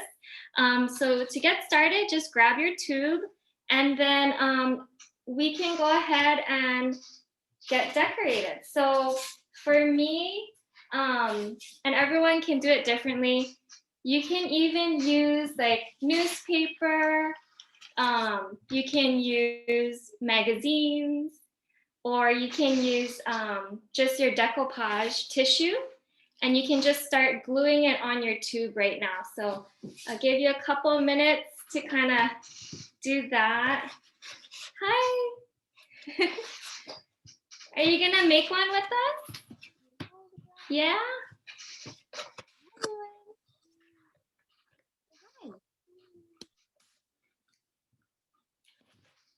What's helpful is if you have a sponge, you can kind of dip your glue in, or you can use tape, whichever is easier.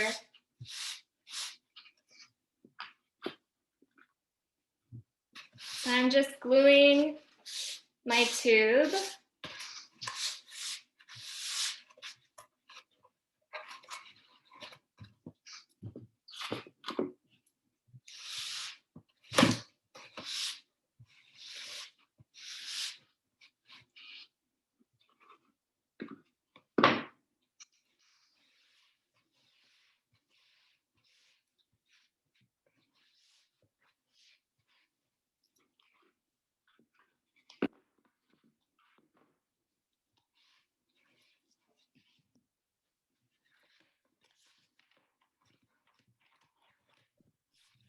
Kim, do you have music? Oh yeah, I can start the music. That would be nice. I could sing. Yeah. Okay. Because he was laughing at me. I got a ring stick. The ice in it.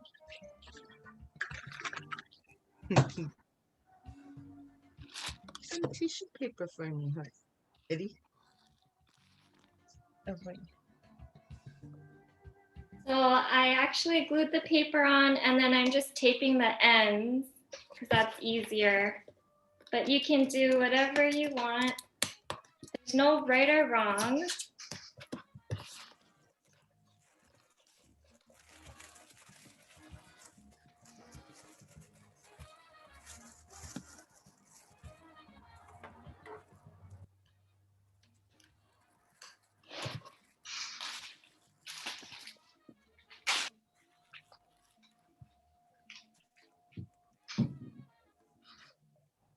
How's everyone doing so far?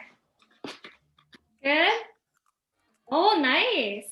Good, getting there. It's a good stress reliever. Derek, you got your stuff to make your rain stick? I'm just gonna watch. We started a little early. Sorry about that.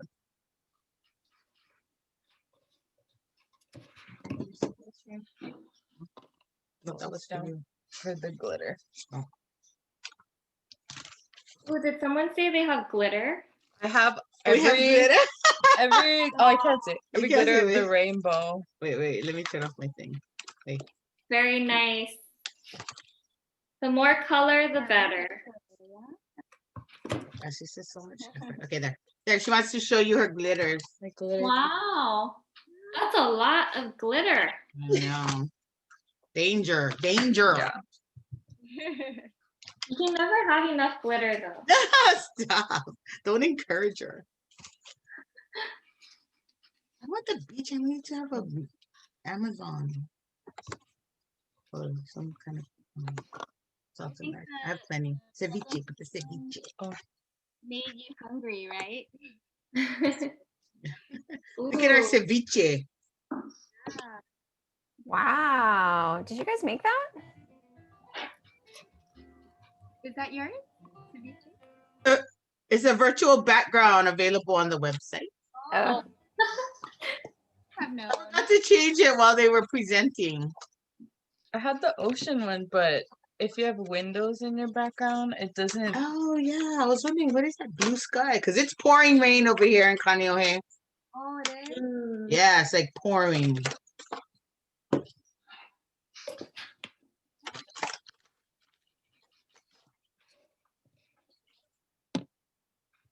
So far, I kind of wrapped it and then put some decoupage on top. I want to see, what does everyone have so far?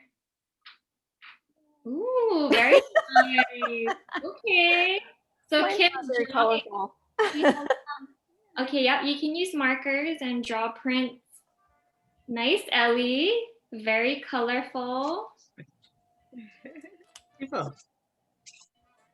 Kalehua has a nice green, I see. Yeah. I have my daughter, my baby next to me helping me. Oh, nice to have a helper. I have my dog here, but she can't.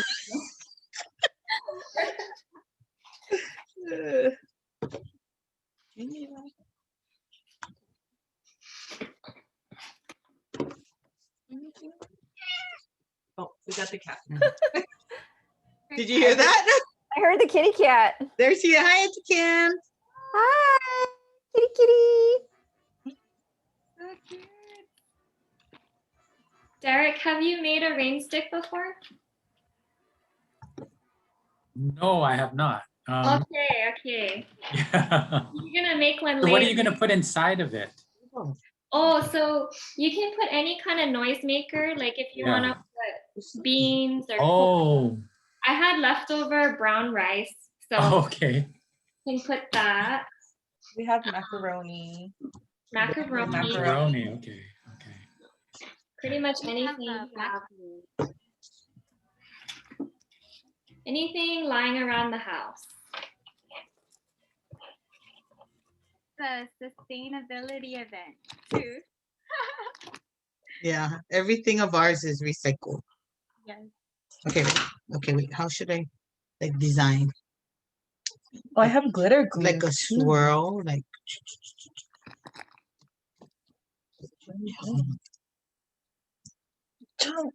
Oh my-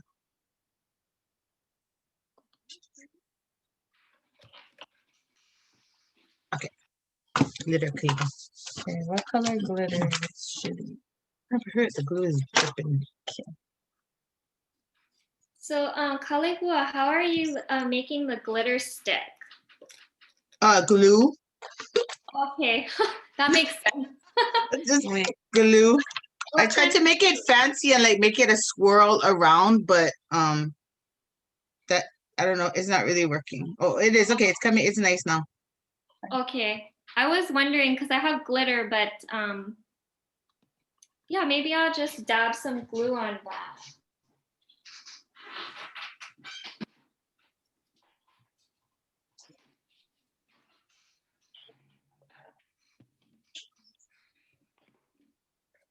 Let me give it a tap. For you. Why that ring stick around? Over here, Cleaver, over here. I need more glitter. Oh. Oh. Oh yeah, it does. It sticks pretty good. Yep.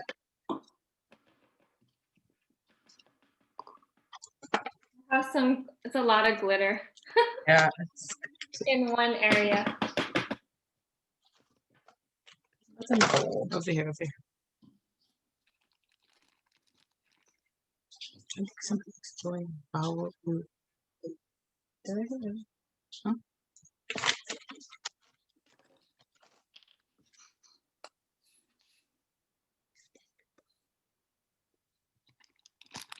John said that he said he was going to go break.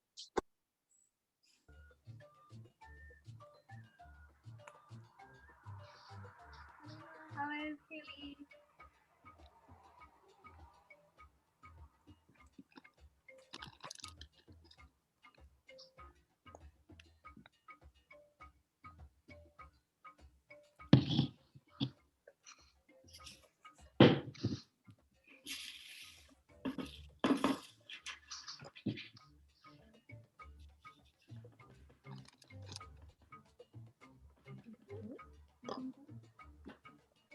Okay, so like Jill was saying, we can always go back to decorating it, but I'm gonna move on, and then if we have time at the end, feel free to go back and decorate.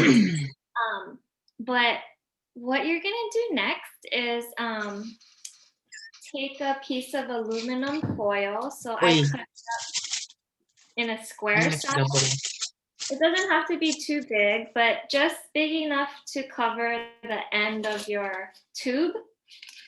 And then I think Kalehua mentioned you can tape it, but then you also, or put a rubber band, but you might also want to tape the ends as well, because this is what's going to hold the noise making objects. Okay, so you can just wrap it around like that, rubber band it, and then tape it, or just tape it. So you're going to just tape the edges.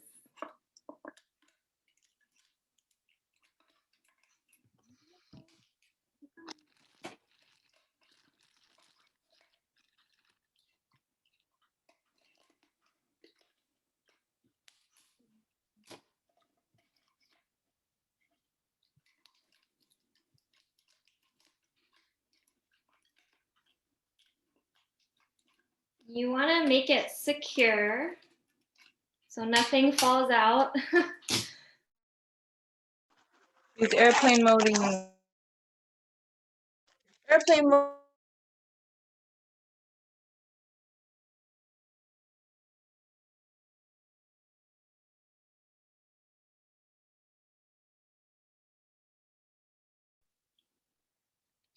So it kind of looks like this. It's not the nicest. So what you could do if you want to make it a little bit more aesthetically pleasing is you could decorate over the foil with construction paper, recycled paper. So for me, I cut like a thin piece of paper. And then if you wanted to just wrap over the foil to make it look a little nicer, you can do that. Or like Joe mentioned earlier, you can use duct tape if it's like a colorful duct tape. That also works really well.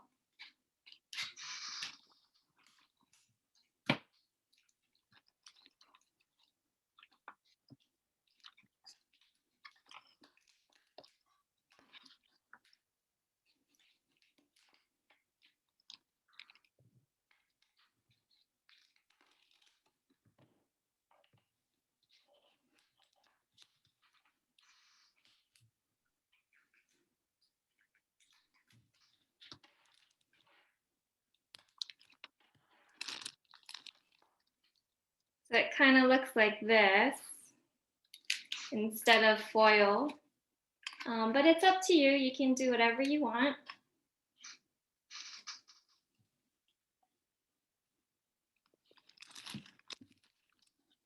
And lots of glitter everywhere.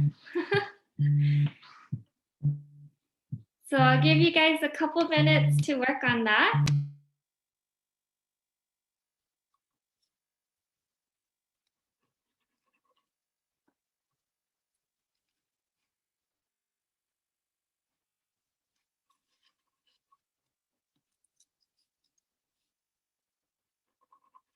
How's the semester going?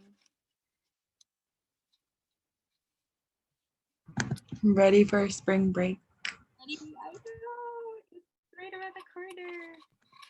How are your classes at Windward? Oh, I'm at UH. That's right. That's right. They're okay. What are you studying?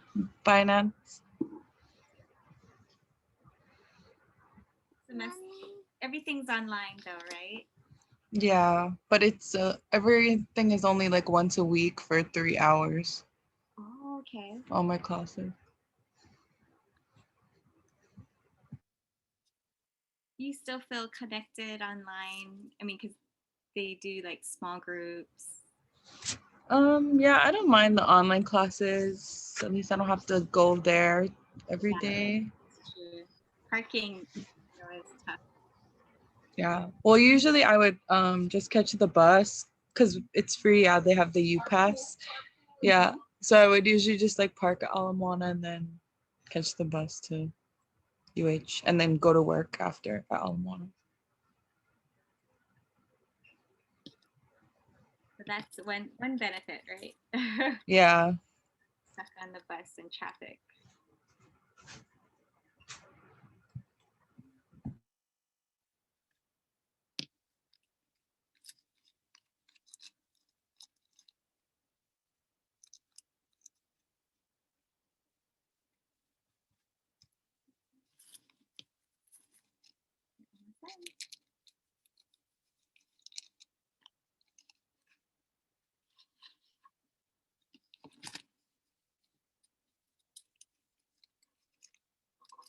Are you gonna do anything fun this spring break?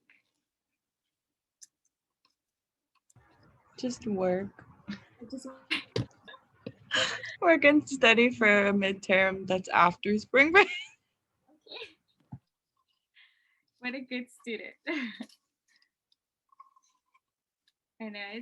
Hopefully the weather is good so you can do, something outdoors. Wow, Ellie, that's so pretty. Look at that. It looks so even and nicely put together. Good job. Okay.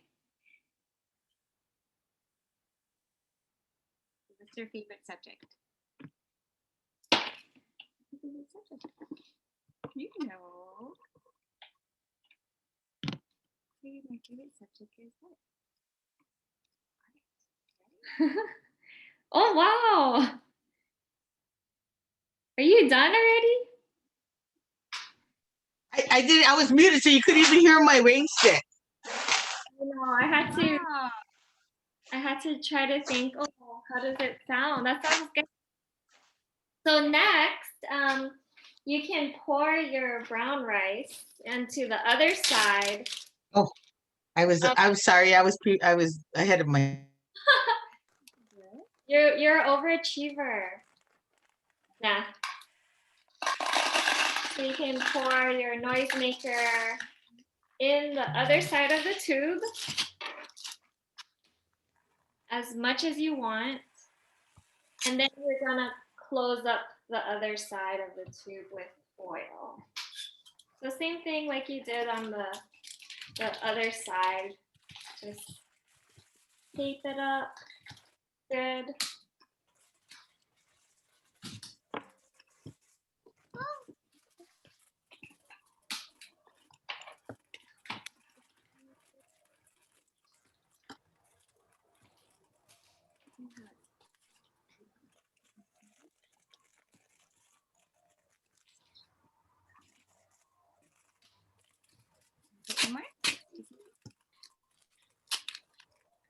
I really like that idea of the duct tape, Jill. It makes it so much easier. Yeah, I mean the foil is good too. The if you double layer or paper, right? Paper's good. Yeah.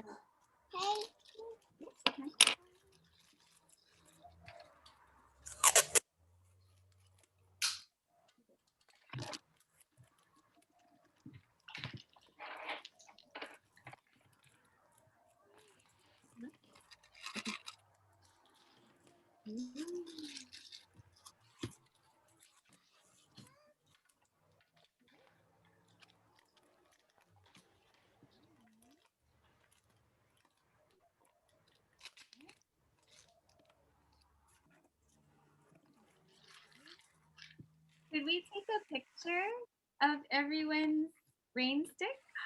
Kim, that's so pretty. I love the polka dot. Like polka dot. I love it. I kind of made a mess. It's glitter glue. So as I'm working on it, I'm like getting my fingers all in the glue and there's like glitter on everything. It looks so nice. Everyone has their own, right? Art expression. Yes. Okay. I know what you mean about the glitter glue though. Yeah, it takes a while to dry.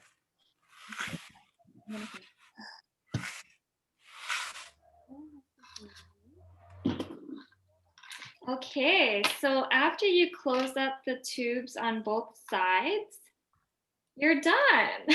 And then you can go back and decorate the actual tube. You can put stickers on it, sequins, buttons, anything you have.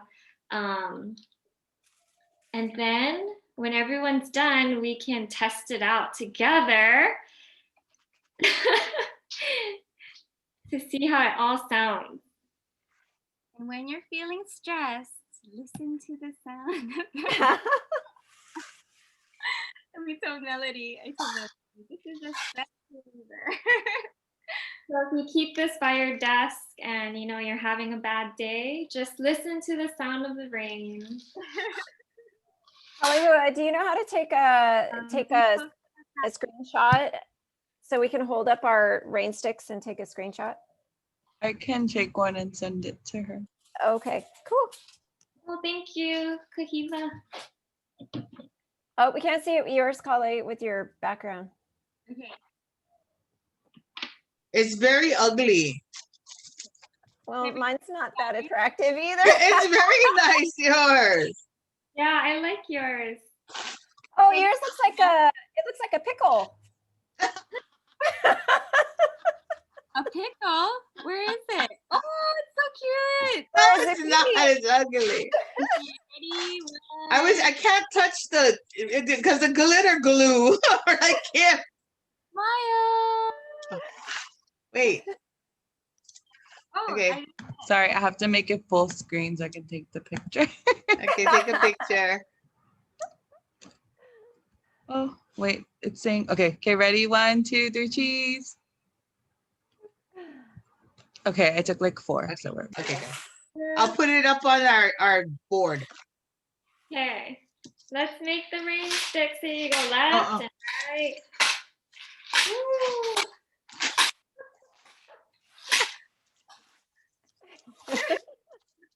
Good job, everyone. Very cool. That was fun. And this is my paper toilet one. It's smaller. Oh, that's cute. Mini. That's so cute. If you don't have a lot of time, you can do a small one.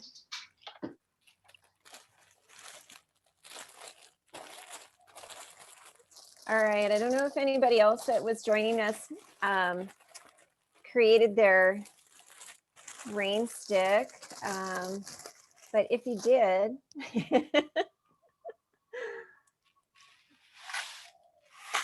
that was fun. Thank you guys so much for that activity.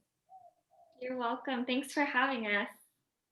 Derek, you didn't create a rain stick. You were just I just watching. wanted to watch. Yeah.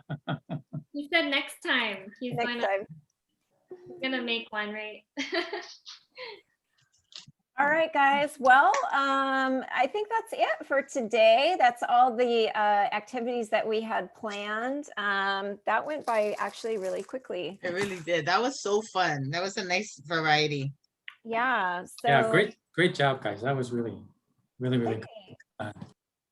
So let's please come back tomorrow and join us for some music and dance.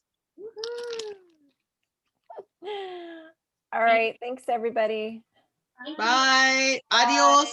Adios. Thanks.